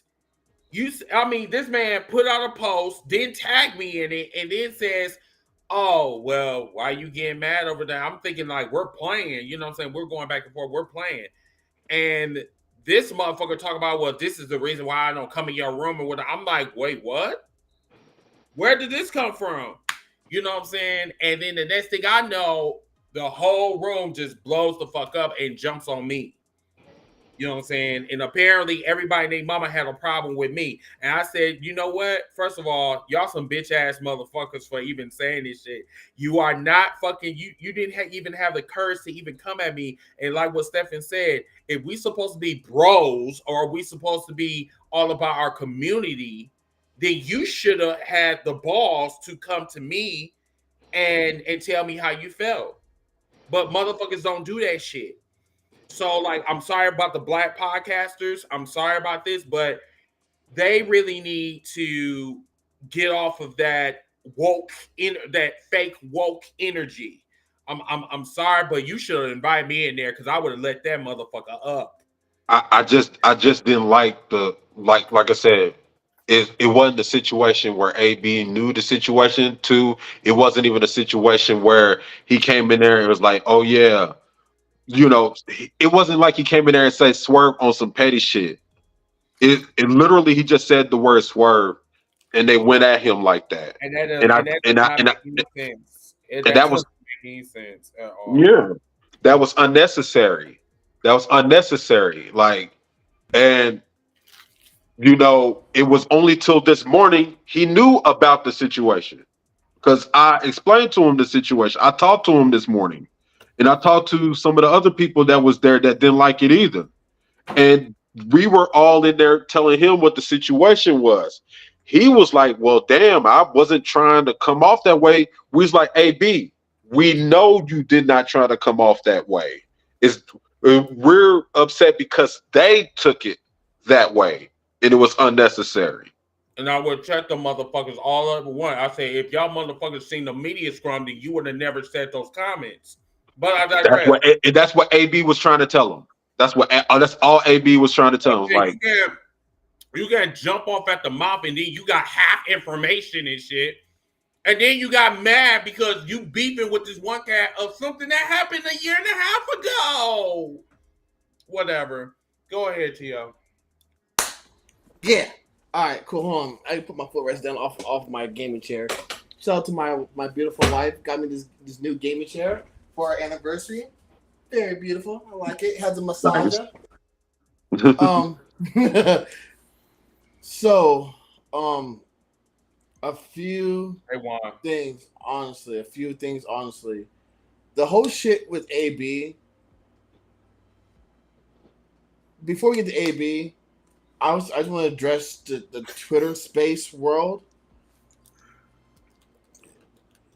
The cookout by itself was, you know what? The cookout, there's two spaces that was the safest space for wrestling fans. Number one, the cookout. 2, Coffee with Rev. Yep. The two safe spaces out there for wrestling fans where you had your own opinion, your own voice, and nobody trashed you or got at your neck about it. It was your opinion. I mean, I can't say that now because I don't go on. No. I'm talking about before. Oh, yeah, you're right. Mm-hmm. Because that's what we were Tuesday mornings. We were with Coffee with Rev. During the week, we had 3 or maybe 4 shows, depending on the news of that day, with the cookout. And it was just like a 30-minute space. Was like a 40-minute space. It wasn't an hour space. We were doing a full-time job hours in the Twitter community. I met this motherfucker, our host, our first leader, this guy right here. My finger right there. Go. Wait, there. There we go. I'm the one with the white guy the second white guy that's You see my nipples? I mean, yeah. I met him off of a racist guy's space, and him and I became best friends. And then we started spaces. Then we became the cookout. Shout out to Stormy, because Stormy was the reason why we had the cookout, named the cookout. And then next thing you know, I found out there was a softball tournament out there in Wisconsin. Stayed at this man's house, introduced him to tequila and pickle juice, Introduced him to softball life, which he does not like no more. There again. But regardless of the fact, the Twitter community brought us together. AB, he is a smart kid. He's 21. He got into wrestling later. But this kid is, his mindset, the way his mind works, is with numbers. I call it our financial advisor. This kid could crunch numbers like no other. This kid was amazing with numbers. He is amazing with numbers. Exactly. He could break shit down to you number-wise that I've never heard before. And my wife's a fucking banker. My wife's a fucking branch manager for a fucking bank. But the way this motherfucker AB breaks numbers down is incredible. But to jump on this man about a social issue that had nothing to do with his skin color, I don't want to jump too much into it. I think he's he's Middle Eastern, correct? Maybe, kind of, sort of. I believe so. A Middle Eastern Canadian type of thing. Yeah, like I think so. So, but to jump to him about something that one he did not know about and to abuse him, beat him down, and trash him about, that's really fucked up. That's really fucked up. That's really messed up. And the thing about this is that the cookout, like I told people, I'm not allowing you motherfuckers to come on and disrespect folks or whatever. You will be packed up. We'll leave. And we were safe in space. We were safer than Coffee with Rev. Yeah, we were, and we brought stuff. We brought something different that nobody else could. We brought you social issues. We brought communities together. We brought cultures together that you guys could not do, but we were able to do it in a wrestling community world because wrestling doing it now. Exactly. So, with that being said, the whole Swerve thing, and I you know what? I have my own thing against Mr. Wheeler. I have my own personal thing against him, but he made a point that said that black people would turn on each other faster than white people. I don't think that's the case. I just think that African American culture has been so suppressed for so long that when we get a piece of something that's ours, we do not want to share it. We don't want to let nobody else get above us. Mm-mm. So we would do anything to knock the next man down to make sure that we're number one and nobody else is number one. You can be number two, you can be 3, 4, or 5, but you won't be number one because I need to be number one. Instead of building each other up. I would say this one thing, and I don't want to get this canceled, but the Jewish community, they help each other out. I'm from New York. The Jewish community, they were going around with $50K in a fucking briefcase and going out and buying brownstones in Brooklyn. Say, hey, you know what? I'll buy brownstones right now. $50K right now in cash. You have a week or two to move out. Do you want it or not? You don't want it? All right, cool. I'll go to the next brownstone. They were doing that because they'll buy the brownstone, they'll buy the projects, they'll move everybody out and move the people in. Imagine if the African American community did the same thing. We support each other, took care of each other, push each other to be great. You guys are sitting there getting mad about what Swerve said, but y'all not really mad about what Moose said. Right. You know what I mean? And they said the exact same motherfucking thing. And it sucks. It hurts. You know what I mean? It sucks and hurt that you guys just sit there and exploit and support a toxic ass relationship like Bobby and Whitney, Blueface and Krishan, but then get mad at Kelsey and Taylor Swift because Kelsey's not with the black woman no more. He went to a white woman. Now y'all mad at the white man for being with the white woman, but before you get mad at a black man being being a white man being the black woman or a black woman being the white man. You make up your fucking mind and stick with it. It's I just want to say this real quick, man. It's at the end of the day, like I said earlier, I call out my brothers and sisters when they're in the right and when they're in the wrong. That's why I wanted kind of this opportunity to kind of speak to the Black Wrestling Podcast about that. I'm coming to you as a fellow brother in this podcasting game. What y'all did was wrong. Y'all hopefully, if y'all reach out to AB, y'all do owe that man an apology because at the end of the day, he didn't know They ain't y'all gonna do that. situation. They ain't They gonna ain't do gonna it. do it. They ain't gonna do it. Because know why? Know why they ain't do it? Because they didn't do it to Chris. They didn't do it to me. I went to a motherfucking space and got fucking a dude that come at me sideways about Chris. I mean, Oh yeah. About oh yeah. Aren't you part of the cookout? Yeah, I'm one of the founders of the cookout. Yo, aren't you best friends with the guy named Chris? Yeah, that's my best friend. He's all, well, why did you block me? This, that, and third. I was like, well, first of all, what that man eats don't make me shit. Right. If you got problems, that's how you contact me. know that motherfuckers are still butthurt. Still. Over a block. If I don't want to associate myself with you, you're getting blocked. But don't come toward me thinking that I'm going to sit there and turn on my friend. I'm sorry. Yes, Chris is my best friend. I'm there right now. Like, this man is one of the godfathers of my sons. Like, that's my boy. Chris is my guy. Do Chris and I bump heads? Yeah, we're supposed to. We're brothers. Do we talk as much as we used to? No, because he's stuck with work and I'm taking care of the baby. But at the end of the day, Chris knows if Chris needs me, he knows that if Chris calls me, if Chris sits there and calls me, he knows I'm calling him right the motherfucking back. I'm answering right away. And vice motherfucking versa. I text Chris, it's not like, oh my God, you haven't texted me so long. What do you want? No, Chris, I text Chris. No, Chris tells me. When Chris says to me, what do you want? That's the true brotherhood. But my thing is like, you're mad over something that I had to do, don't bring it to me. If you're mad about something I did, don't bring it to Chris. For instance, perfect fucking example. There was a situation, I'm not going to go to complete detail, the situation between me, Chris, and Garland, right? Garland had a bad day. Garland had a bad day. Yeah. And then Chris and I was being Chris and myself in the cookout. We're joking with him on a bad day he had, and Garland blew up, and Garland just disappeared. We didn't know what the fuck happened to him, but he was a key point into the cookout. We brought him in and said, hey, you know what? He wants to be part of the cookout, whatnot. But the thing is, we didn't know he had a bad day. Miscommunication. But the thing is, we were like, okay. They hit me up. Can I say this part real quick? And then we hit him up and we talked to him. Like, hey, what the fuck is going on? Like, this situation, we had this talk. What happened? You just after that. And he broke it down. Like, you know what? I had a bad day. I took it the wrong way. I'm sorry. And then we were like, you know what? We didn't read the room. Our bad. But the fact that we were able to do that and communicate, say, hey, you know what? Hey, there's miscommunication, whatever the case may be. You are a valuable piece to what we're doing.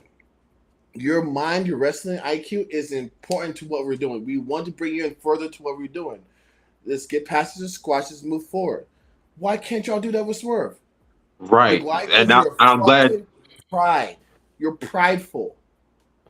And I want to say that I'm glad you brought that story up because I still cherish that. I just wanted to say that on air. I still cherish the fact that y'all reached out to me as brothers and we was able to have that conversation. And I will always cherish that moment because that's what brothers are supposed to do. And that's, like I said, it may be a situation where they're not going to forgive him. But I wanted to at least make the attempt to put it out there that, hey, y'all need to forgive that man. If y'all don't want to do that, that's on y'all. But at the end of the day, I just wanted to put out there that they were in the wrong in that situation. And that if we're supposed to all be in this together, y'all need to reach out to Swear too. Like I said, I done talked to a few people. They done told me y'all been because like y'all be in the same rooms as these wrestlers. Y'all done had time and opportunity to be able to squash this shit. So y'all need to go ahead and squash this stuff. And like I'm in and I I would have loved to be in that room because I would have told them. I said, listen, y'all motherfuckers are too prideful. I said, as much as y'all sit up here, I would love for them to talk about we need to do this shit for the culture. But then, you want to blacklist one of them from the culture because you still on this petty shit with this list. I am past this list. I don't give a fuck about this list. That was yesterday, and we need to move on. Black people do not want to move on. They want to be in their petty shit, and they want to like talk amongst themselves and talk about everybody and shit. But then when I come for your fucking scalp, then it's a problem. So that's why I said like I'm on this Christian shit without the hug, no cap. Go fuck yourself. That's what I'm on. Because honestly, people have talked about me all of my fucking life, including my family. I am on this like I don't give a fuck what you got to say about me. You ain't paying my bills. You ain't paying my rent. You ain't paying nothing of the sort. You ain't paying shit. So why in the fuck I should give a fuck about how you feel about me? I don't care. But what we're gonna do is let's go to the last match, because then we probably gonna have to pick this up like probably on TikTok probably tomorrow. But yes, this is the main event. This main event was insane. I mean, insane. Christian was throwing Darby all around, threw him on steps, threw him on.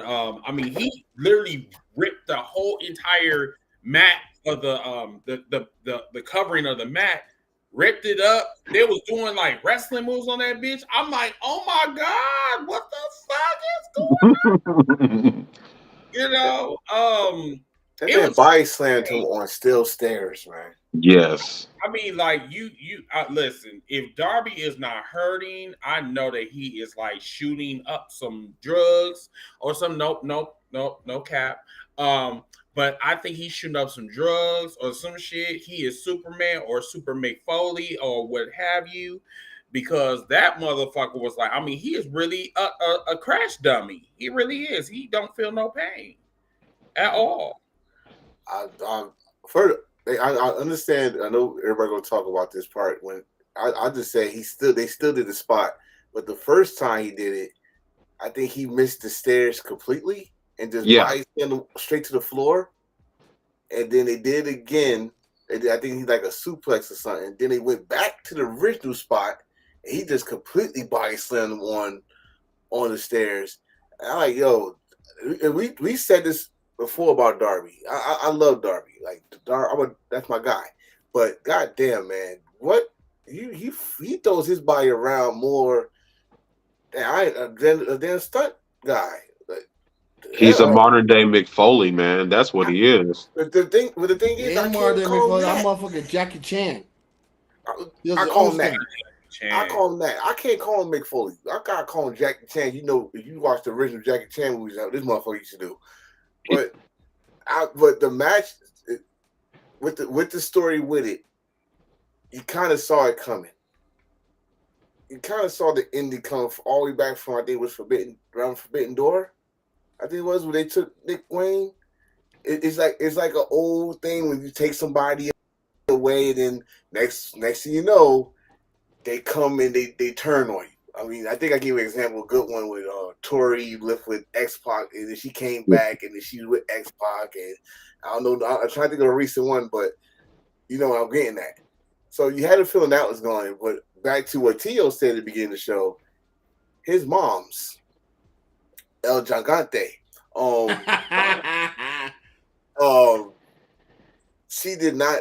Her acting, well, it could have been better. It could have been way gooder. Way gooder. Can we say this real quick? I'm gonna say this on air because I promised him I was gonna say it on air. Ziggy was right. He was right. He was right. He was the only one that said you got to give Christian a chance when he first got signed. Ziggy was right. He was right. It took some time, but Christian, to me, is one of the best things on AEW television. Hell, one of the best things in all of professional wrestling. I got to give him his flowers with this. This is probably this. Would it be crazy to say this is probably the best run of his career? Would that be crazy to say? Oh, yes. It's not no, crazy, best guys. run. We're gonna agree with that, but at the same time, we'll say this: you telling me back then when it happened, when they was trying to advertise him as the biggest free agent of all, remember Big Show said this when he just got this. Yeah. We got a Hall of Famer, and you got Christian, who just came back from concussions. Yeah. All this stuff. So we didn't know where he was at. And then he was a face. And the first thing he goes after is a face-to-face with Kenny Omega. We didn't want that. But we got it. And we had a good match. I think it was the first match on Rampage. Yeah. I think it was. So we got that. What made this thing work in the long run, again, the word patience. Patience and his heel turn. That we all saw coming. But when we didn't know that mic work was coming with it. Exactly. That's what we did not know, because his mic work has been always underrated or overrated, or whatever, however you want to say it. But when he got that mic work, he went talking about my man's pops, and then talking about his moms, and it seemed like if you got a dead father, you in trouble. Like, feed him to Christian right now.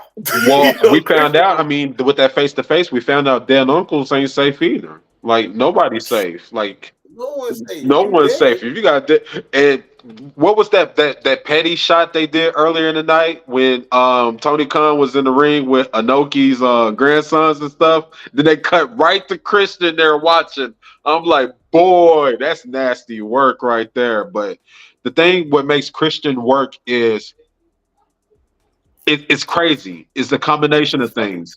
It's his tone of voice. It's the way he don't give no fucks. It's the fucking turtleneck.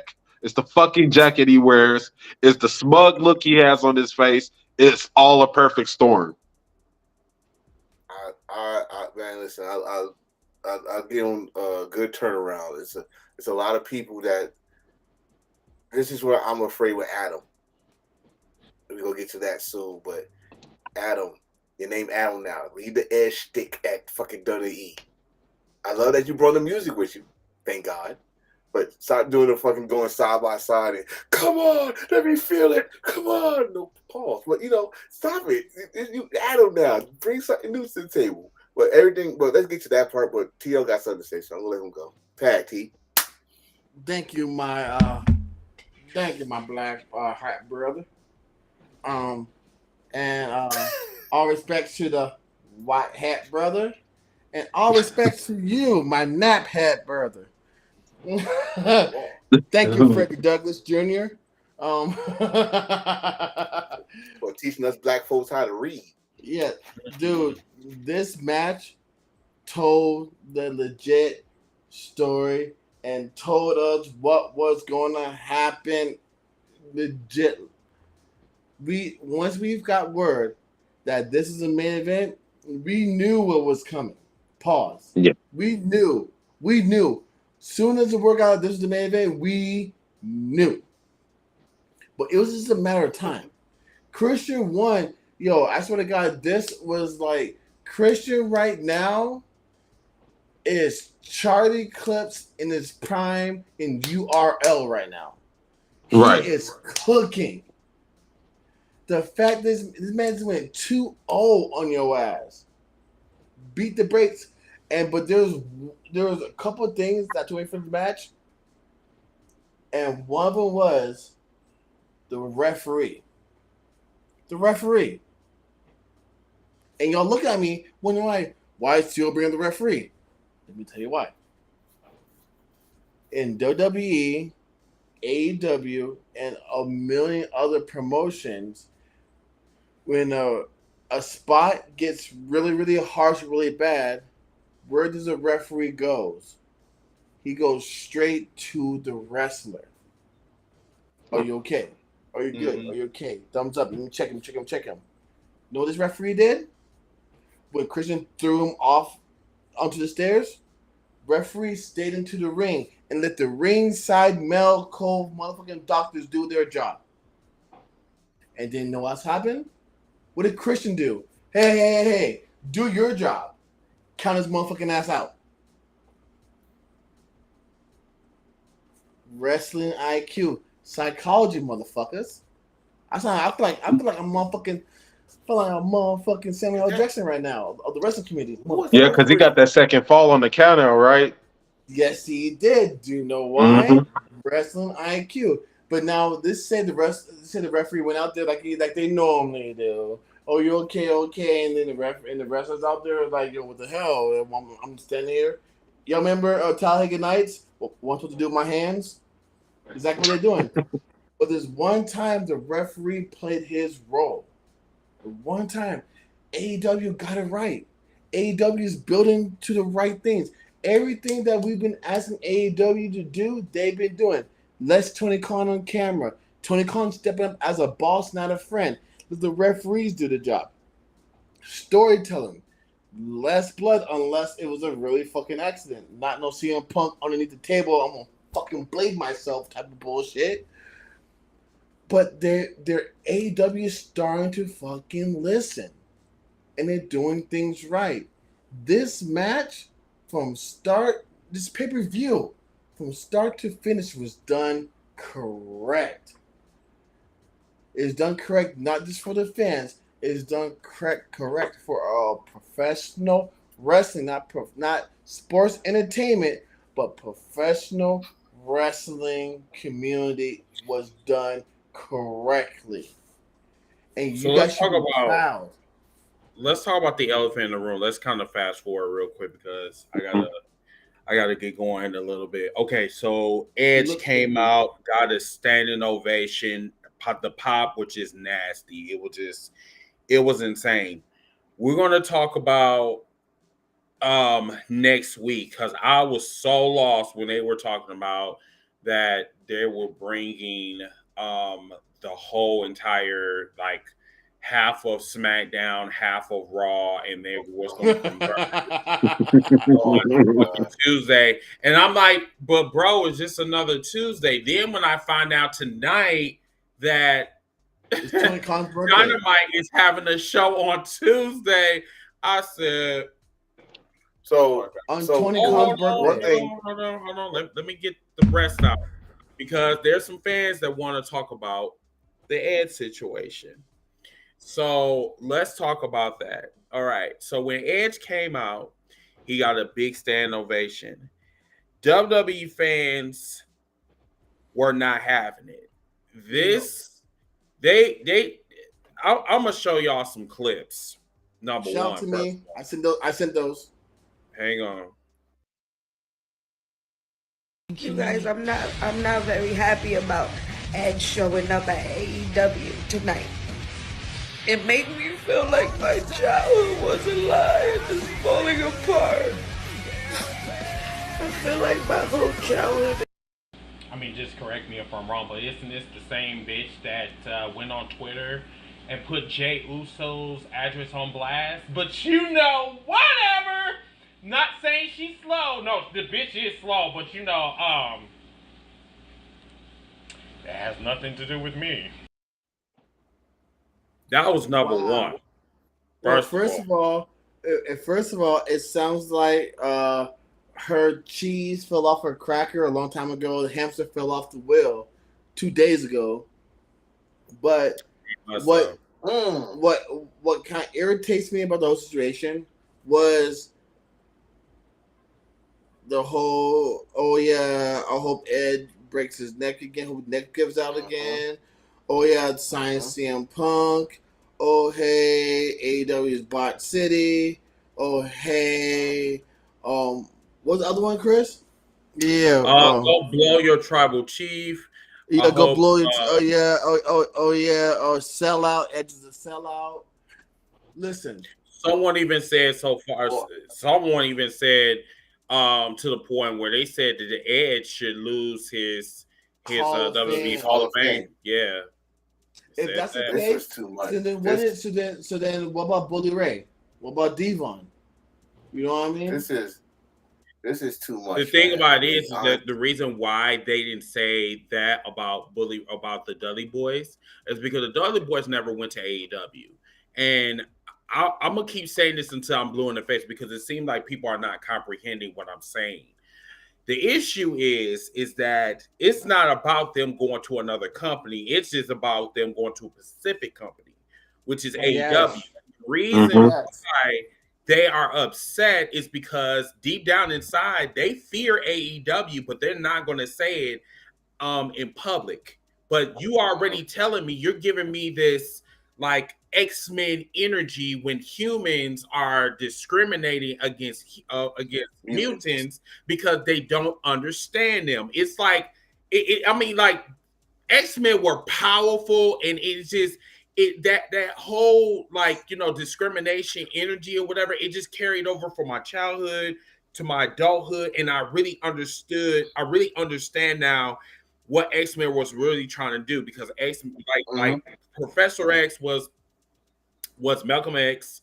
Oh no, he was Martin Luther King, and then Magneto was Malcolm X. And the thing is that we're dealing with this times 2 in professional wrestling, which it's I can't believe I'm putting racism, discrimination in the same breath as wrestling. I mean, it's insane to me. It's crazy. Why not? Because wrestling always was supposed to be a safe space. It was supposed to be a safe space for us. You know what I'm saying? Like, for us to get away from reality. But for some reason, tribalism has become the new disease. It's like, I've been watching WWE for so long, I don't want to see another company. And that is a sick way of thinking. I'm like, it's Stockholm syndrome. That's what it is. But that's what I said earlier. Like, yo, and I said this on TikTok, by the way. Thank you, Chris, because I'm getting better at it every day. But I said this on. Don't forget, I sent you the alley-oop for that video. Yes. We're gonna get to you on that one. Like I said, can you imagine this if social media was around during the Monday Night Wars? Because y'all motherfuckers, y'all don't know. This is a regular to me. When motherfuckers leave from different companies to go to another company, it's good. It's not evil. It's like matches you wanted to see. It's not in WWE. It's in AEW. You really remember when y'all put those little fantasy shit about who y'all want to see face from AEW to WWE. Well, Adam about to give y'all something y'all never saw before. It's guaranteed now. He ain't wrestled everybody in AEW. He what? Chris Jericho? He said just 4 Matt Hardy? He said 4 years. He said 4 years. He said 4 years. You got 4 years of new fucking matches that's not gonna be repetitive. You got first time ever in 4 years. Take advantage of this. He said the thing 4 is, years. like Theo just said, and like we just said, like I said earlier, I don't care you talk junk. It's cool. Talk junk. Talk all the shit you want. But don't talk about you want somebody to break their fucking neck. This dude he got kids. He got a family. That's some fucked up shit to say. And then y'all like, oh, he's a traitor. Motherfucker, listen, again, what else can he do? The man been there 25 years. The man has won every championship. He's won every other accolade you can win in that company. He's even in the Hall of Fame. He has done every fucking thing there is to do. Do you know what Edge said during the scrum that should have shut all this shit down? He said that him and WWE both got to a point to where there was really nothing creatively left that can be done. So of course he's gonna go elsewhere. Why stay somewhere where you yourself and the company you work for are at a point to where, well, fuck it, we don't know what to do. All right, I'm gone. I'm finna go get this money. I'm finna go elsewhere. The same thing too. Jason said thing about AEW. Watch this. Now, while this man had a broken neck and retired, he could have stayed home, enjoyed life. But no, within those 9 years, he came back and dealt with y'all some more. He did some cutting edge promotions. He had a freaking show on your sticking network. He loved y'all. He still do. If it wasn't for that company, we would not know Edge. We not know who Adam Copeland could really do. So he thanked y'all for that. But like you just said, there was nothing else for him to do. He had creative control. He could have fucking screwed all y'all, became WWE champion and all this shit, all that stuff. He had control of his character, but he did not want to be a part-time wrestler no more. He wanted to go out his way. He wanted to have challenges. There's nothing wrong with that. It's just like you just said. Jay left. She wanted some challenges because they didn't have her for the damn title, which we thought she was. Jay left because of popularity. or I'll say this: she was popular, but she wanted to get to that mega. And I'm sorry, but she once again, girl, you're going to go see the wizard, and the wizard you're gonna see that he doesn't exist. He's just human. No, That's no, just no, it. no, no. I don't. No, I disagree. I don't know with this new regime. I don't know. I disagree, and the reason why I disagree is the fact that she felt. I mean, I could be wrong, but my own opinion, she felt that she reached a part of AEW that she could not go any further. She's only the TBS champion. She was never in or never got put into the. So you tell me that she can't open up her mouth? Wait. Just make it out. World Heavyweight picture, right? But thing is, she's thinking more of a house name, more of a statue that she couldn't give AEW, which I understand because AEW does not push their people into the right position. But the thing is, one thing that AEW did do right by her was put her in the same position, the same social positions as Bianca Belair. Because when they're going to NASCAR, when Bianca and Montez are going to NASCAR, where was Bianca? Where was Jade? NASCAR. Right next to her. When Bianca and Montez was over here, where was Jade? Over there.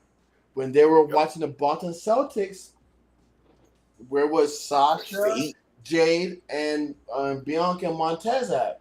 The Celtics game. So she was already so much there in the social network. So her move to WWE was more of a social standpoint, to be put as a superstar, not a wrestler, because we always said that Jade was really, really green. Nia Jax green, but safer than Nia Jax.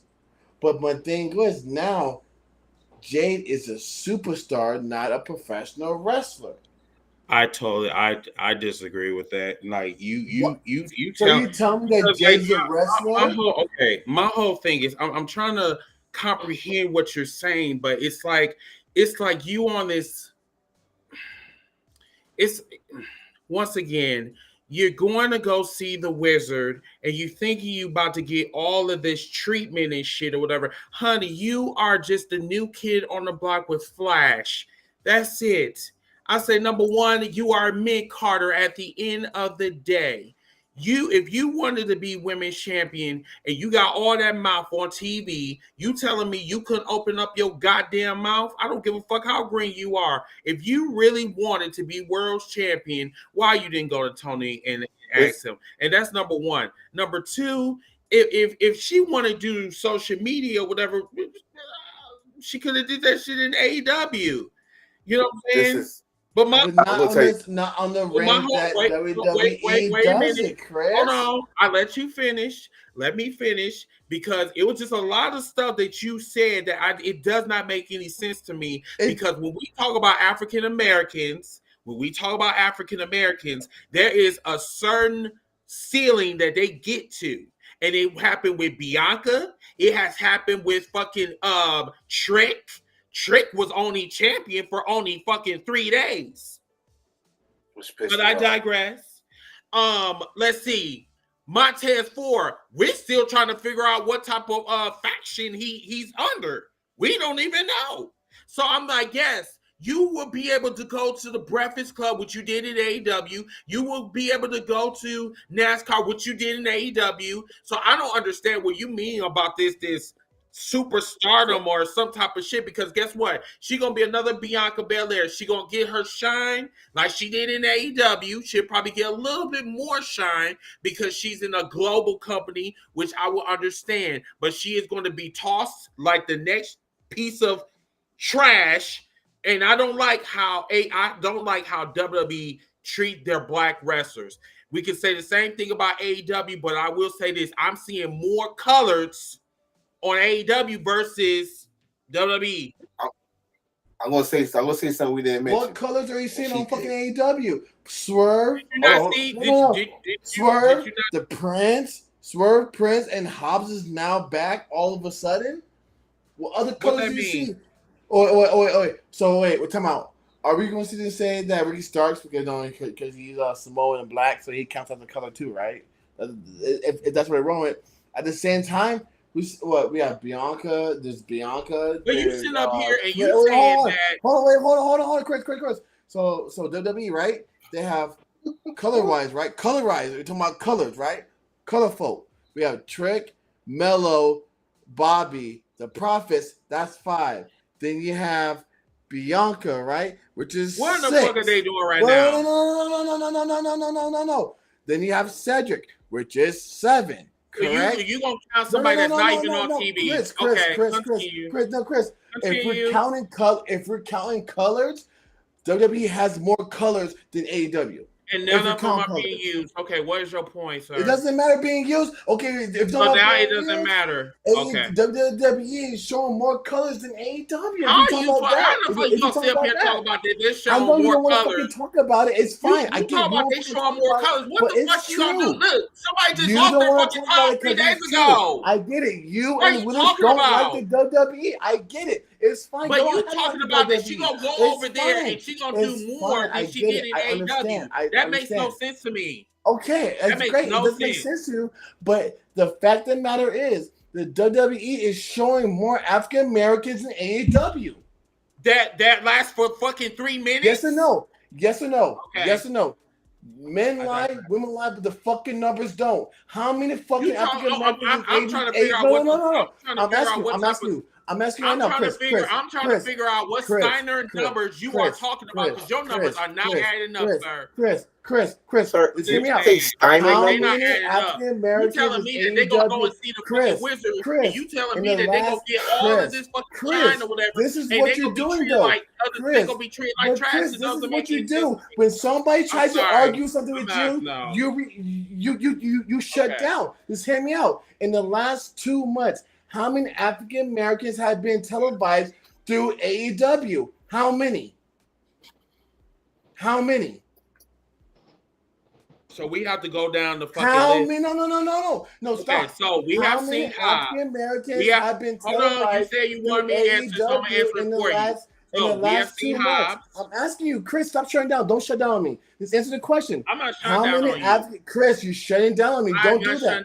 You do this when you don't want to talk about it. No, you do this when you don't talk about it. How many African Americans have been televised with AEW in the last 2 months? How many? Count them. We have Swerve. Okay. We have that. What was his name? Scorpio Sky. We seen him. No, in the last 2 months. No. You said televised. I said 2 months. You said televised. I said 2 months. Didn't I say 2 months? Bro, that was a couple weeks ago. Okay, there we go. Okay, that's okay. So that's number 2. You got Hobbs. That's number 3. This week. Now I don't know if you count it. Well, I don't watch Rampage. So I don't know. Maybe they have been shown. I don't know, but I'm looking at Ricky Starks. None of y'all did mention Ricky Starks or the Acclaim. I did say Ricky Starks. Yeah. So that's number 4. Okay. Everybody else, I don't know if they're black, white, in between. I don't know. That's 4. Okay, now in the WWE in the last 2 months, count how many African Americans been on TV for WWE. Is it more than 4? Is it more than 4? Yes or no? Yes or no? If it's more than 4, yes, okay. No, Chris, no. Okay, if it's more than 4. Okay, what is your point? My point is, like the WWE has starting to change a little bit. It has. You don't have to hold on. You don't have to fucking agree. You don't have to like the product. Oh, you're right. I don't have to agree. But what you're saying is bullshit. Can I finish though? But Chris, can I finish? Okay. Can I finish before you start breaking down walls and start drop kicking motherfuckers? The point is, there has been a fucking change. What change are you talking about, T.O.? Oh my God. Can I fucking get it shit out first? Please. I'm just wondering. I'm hoping you get to your point. Then, so then let me get it out. Because another time, we let you spit the shit that you want to spit. And we I let am, you but cook. you're not getting to the Okay, then, point. but then let me finish. You won't let me finish. I say something, then you stop me. You try to stop me right there and stop. Just stop. Chill. Breathe. To the point, Sip out your sippy cup. Sip out your sippy cup. The You point get is that WWE has slowly changed. It might not be the way that you or him or Willis or Frank Sinatra, Tom, Dick, and Harry might like it, but they have started to change. They have started to change to the fact it has been proven fact it's been gearing to a more of a younger wrestling audience, more younger wrestlers. And it's true, the AEW has been gearing towards more established, older freaking wrestlers. We might not like it, but it's true, and the balance, the shift has changed. The battlefield has changed. But at the end of the day, WWE has been showing more African American wrestlers than AEW, and this is something that we have seen argued about. AEW not seen showcasing the African American wrestlers. WWE has not been showing or broadcasting their African American talent, but they really have. So what? Trick lost his title in 3 fucking days, but we had a moment where we had Carmelo Hayes and Trick as champions, and they're sitting there and building each other up.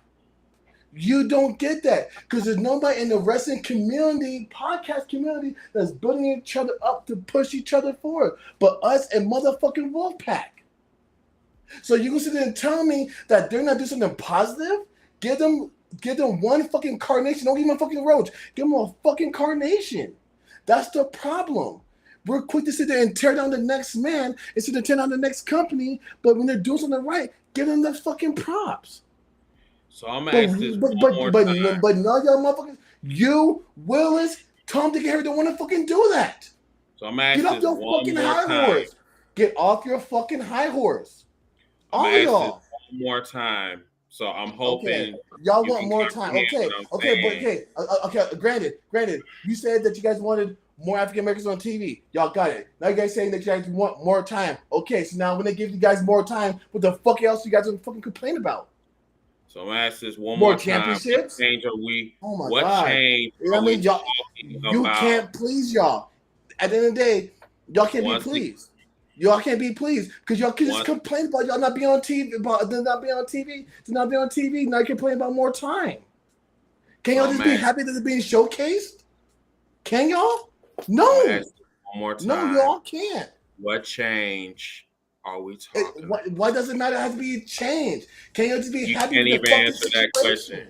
So that's why I said, if you can't even answer that question, okay, I can answer your question, but when I ask my question, I already answered your fucking question. Okay, you can't even answer one simple fucking question. You talk about some goddamn black excellence. What excellence are you talking about? You know that I'm right, and you got mad because you know I was right. What are you talking about? How in the fuck can I get mad at something that you are not making any sense about?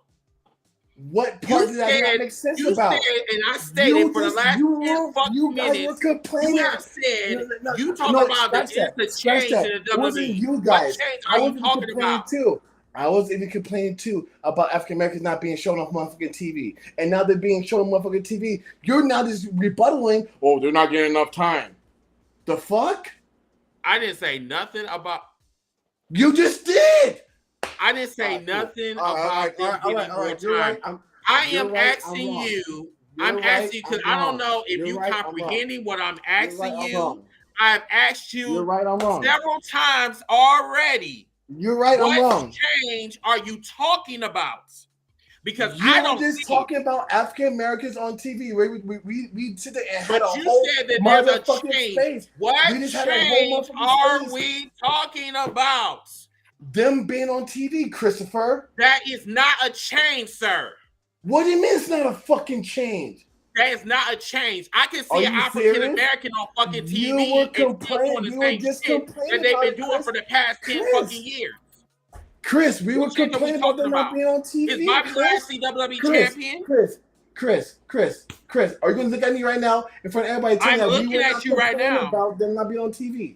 Are you serious going to say that we were not complaining about them not being on TV, not being showcased by AEW or WWE? We were not just complaining about that. We were talking about how Hog Master P's motherfucking promotion is showing more African Americans than the WWE and AEW. Were we not talking about that not too long ago? Yes or no? Yes or no? And you said, yes the or change no? is Yes. I Okay. see black people on my TV. Okay, cool. What? Fine. That's good. Because you know that I'm right. Because we were. No, I think what you said is stupid, but it's whatever. Stupid. All right. Yes. All right, cool. I think it's. Cool. I think it's. Cool. Okay. I wouldn't say. I wouldn't say stupid. I would just say misguided because I've seen. I wasn't misguided, Chris, but we were just talking. We talked about it on the fucking cookout, bro. I don't. Come on, man. I don't understand what you are saying when you saying change. You what talk do about, you mean? I see black people on TV. I don't see no nigga. What? Oh, so that to be niggas to be black people? Oh my god! I always use that word. What? I mean, you're more delusional than motherfucking Democrats right now. Bro, Biden's fucking man right now. Fuck out of here, man. All right, cool. If you want to sit here and you want to throw shots, you want to sit here, you want to throw shots at people. You better look at your own Republican that you love so goddamn much, cowboy. So fucking what? I'm a Republican. So fucking what? Yeah. It doesn't change anything about it. Tell them to stop shutting down the motherfucking government. It doesn't change anything about me, Chris. But it's what changes. What matters is the fact that we were on a motherfucking space and we complained about AEW and WWE not showcasing African American wrestlers. Well, guess what? African American wrestlers have been showcased on more than one way. It might not be the way that we liked it. Might not be the way that we wanted it. Might not be the length, the time frame that we wanted. But the fact that it's being done in a moderate way. I don't know what you're talking about. You talking about exactly. You know what I'm talking about. Because, like I said, if you want to sit here and gonna say that they're being showcased, whatever, I'm sorry, but you can't just say that I'm talking about in a situation where it doesn't spotlight I just see the African American above the rest. Okay. You're right. It's fine. Cool. Hey, got us two over here looking like what the fuck going on here. I'm trying to, like I said, first of all, for the last 10 minutes, I've been trying to figure out this man's point. This man going around in the circle, and how am I going around in a circle? I just no, I'm done. Okay, I'm done. Okay, that's fine. I said, like I said, you keep your philosophy on. All right, I will. I will. I'll keep my philosophy. But once again. You didn't answer my point, so you never answered mine. So we'll agree. No, you did not. So we'll agree to disagree. It's fine. I don't know. I don't know where you coming from, and like I said, and I don't know where you're coming from either. I bet you don't either. So okay, then that's fine. And that's fine. We're going to go. We're going to go to final thoughts, and I'm sorry for us. Going back and forth or whatever, it was a good debate, even though I don't understand what the fuck this nigga even saying. So, exactly, and vice versa. Yeah, so don't just put on me. Because once again, I wanted my point, and when he said that it's a change that's going on, and I asked him, what change are you talking about other than... And I said what change I was talking about. Excuse me. I asked, when I say change, I'm not talking about the mint chocolate. I'm not talking about the mint chocolate that you call fucking the street profits. If that's the only change that you talk about, I agree with you. No, it's not. It's not that, Chris. We talked about them being on TV compared to the white counterparts. That's what we were talking about. And these motherfuckers don't even have a fucking name. That's a great change. You're talking about a name, Chris, but we're talking about them being in front of us on TV. Once again, there are layers to this shit. Okay, you're right. There are layers to shit. You're right. I'm wrong. You can't just say, I'm just happy for them to pop up on TV. You're going to have to do more than that. Okay, you're right. And if you comfortable with that, who said I'm comfortable with that? Who said I'm comfortable with that? I'm saying it's a step into the right fucking direction. That's what I'm saying. How? Hold on. Can I interject real quick? Can I interject real quick? Both of y'all are making good points. That's what I want to say. But hold on. Let me get this off, Chris. Where T.O.'s making a good point is that they're showcasing them on TV. Where you're making a good point is what they're doing with them when they're on TV. That's why I'm saying both of y'all are making good points. Just because a motherfucker's on TV, that's like me saying it's not that good enough. It would never be good enough. R-Truth is You on can't TV. please him right now. You can't what please is he his men doing? right He now. up there doing fucking At the end of the day, you can't please him right now. There's nothing you can say that's gonna please him right now.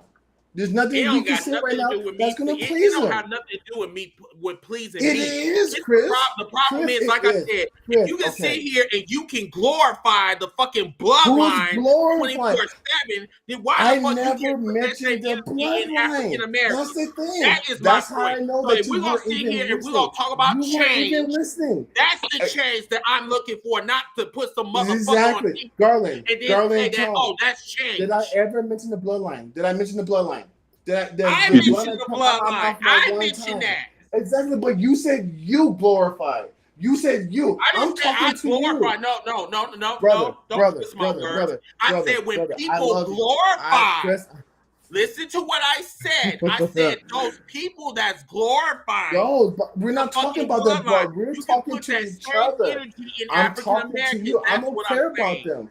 I don't care about them. I'm talking to you, Chris. Okay, I'm talking to you. Okay, but then no. What the issue is in professional wrestling right now, Chris, we're not talking about them, bro. Come on, family. We ain't talking about. I'm talking to you.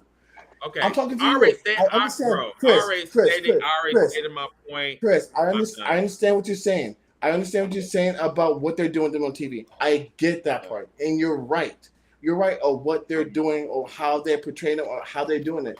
But the same fact, what Garland said, we both are right in this situation.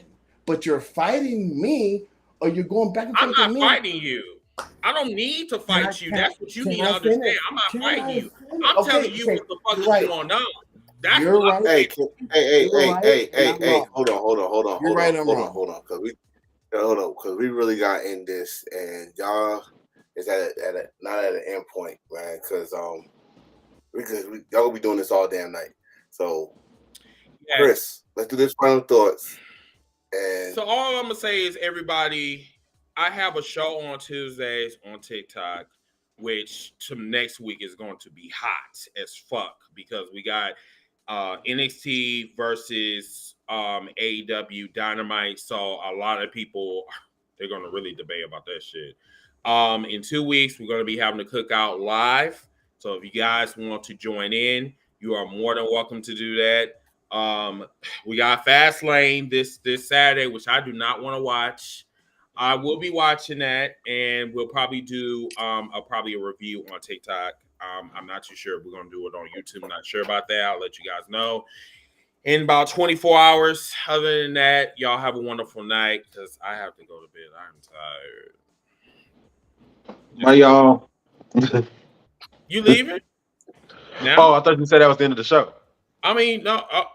That was it. No, yeah, I thought you said that was it. I thought you were saying goodbye. No, My bad. No, I thought I want to do y'all final thoughts. I'm gonna keep mine short and sweet, real quick. I got thrown out my square because of that exchange. Oh my goodness. But look, all I just want to say is this, and just keep it simple. Wrestling fans, do better. That's all I gotta say. Just do better. Of course, y'all not going to, but damn it, I'm just gonna say it. Do better. That's all I gotta say. Okay. Enforcer. Oh my God! Now I know what a little white child feel when they see mom and dad fight. Listen, I just feel bad for Real. Real looks so froze. Like, what is going on? Will y'all stop it? But listen, I ain't gonna tell y'all to do better. All I'm gonna tell you to do is keep supporting wrestling. Support who you like. I don't care either way to go make money. But watch what y'all say about these guys. These guys are human beings. They make decisions. These fellas, these young ladies make decisions based on what their life going through. We don't know what the fuck they're going through. All right, so how about throwing them some flowers? How about throwing some congratulations? How about wishing them luck on their journey? Hell, if it was still the old WWE, yeah, we'd be worried about Jade. But we don't know what the hell WWE is now because this merger. We don't know who's in charge, who's writing all this shit. We don't know nothing. Let's see what happens. Let's see what happens in the next couple of months. shit's going the positive direction. NXT was good this past Saturday. AEW was good this Sunday. AEW was good tonight. NXT was all right because we had channel change and we got another story coming up. Get invested in something and be positive about it. Yeah, we're gonna see some fucking negatives about it. Of course we are. We're gonna see some botches here. We're not gonna understand certain story here and there. But the end game is this. Are you enjoying what you're seeing? Are you enjoying wrestling right now? And the answer to that is yes, you are. Why? Because you're still watching the shit. So until then, continue supporting them. Because again, you never know what's gonna happen. You never know we're gonna have another fucking outbreak. You never know when they're gonna take this shit away from us again. So that's all I have to say about it. I'm probably repeating myself from the last couple of episodes. I probably said the same shit. So I'm done. But fellas. And for those that was watching it, listen, y'all heard it before they did that shit. They love each other. They do this on like every 2 months. So get over it. Yeah. This is what they do. Somebody probably in the comments trying to wishing our downfall right now. Oh yeah, they get into it. Oh yeah. Nah, niggas. Nah. They'll talk it over. No. T.O., you can go. So fast things this weekend. I will talk with Chris. I will talk with Ziggy. I'll figure out what we could do to have a watch party, because I feel like even though a lot of people may not want to like it or watch it, I think they should still get the same viewing and the same respect as AEW. And I think that also Impact and other good pay-per-views that are coming up should be able to be showcased. I don't know and why broadcast the same exact way. I'm sorry. All right, I'm good. What? Okay. What? Fine. Shit. Bye, you too, fucker. Shit. Anyway, y'all have a wonderful night. We'll see y'all. Bye, y'all. Bye.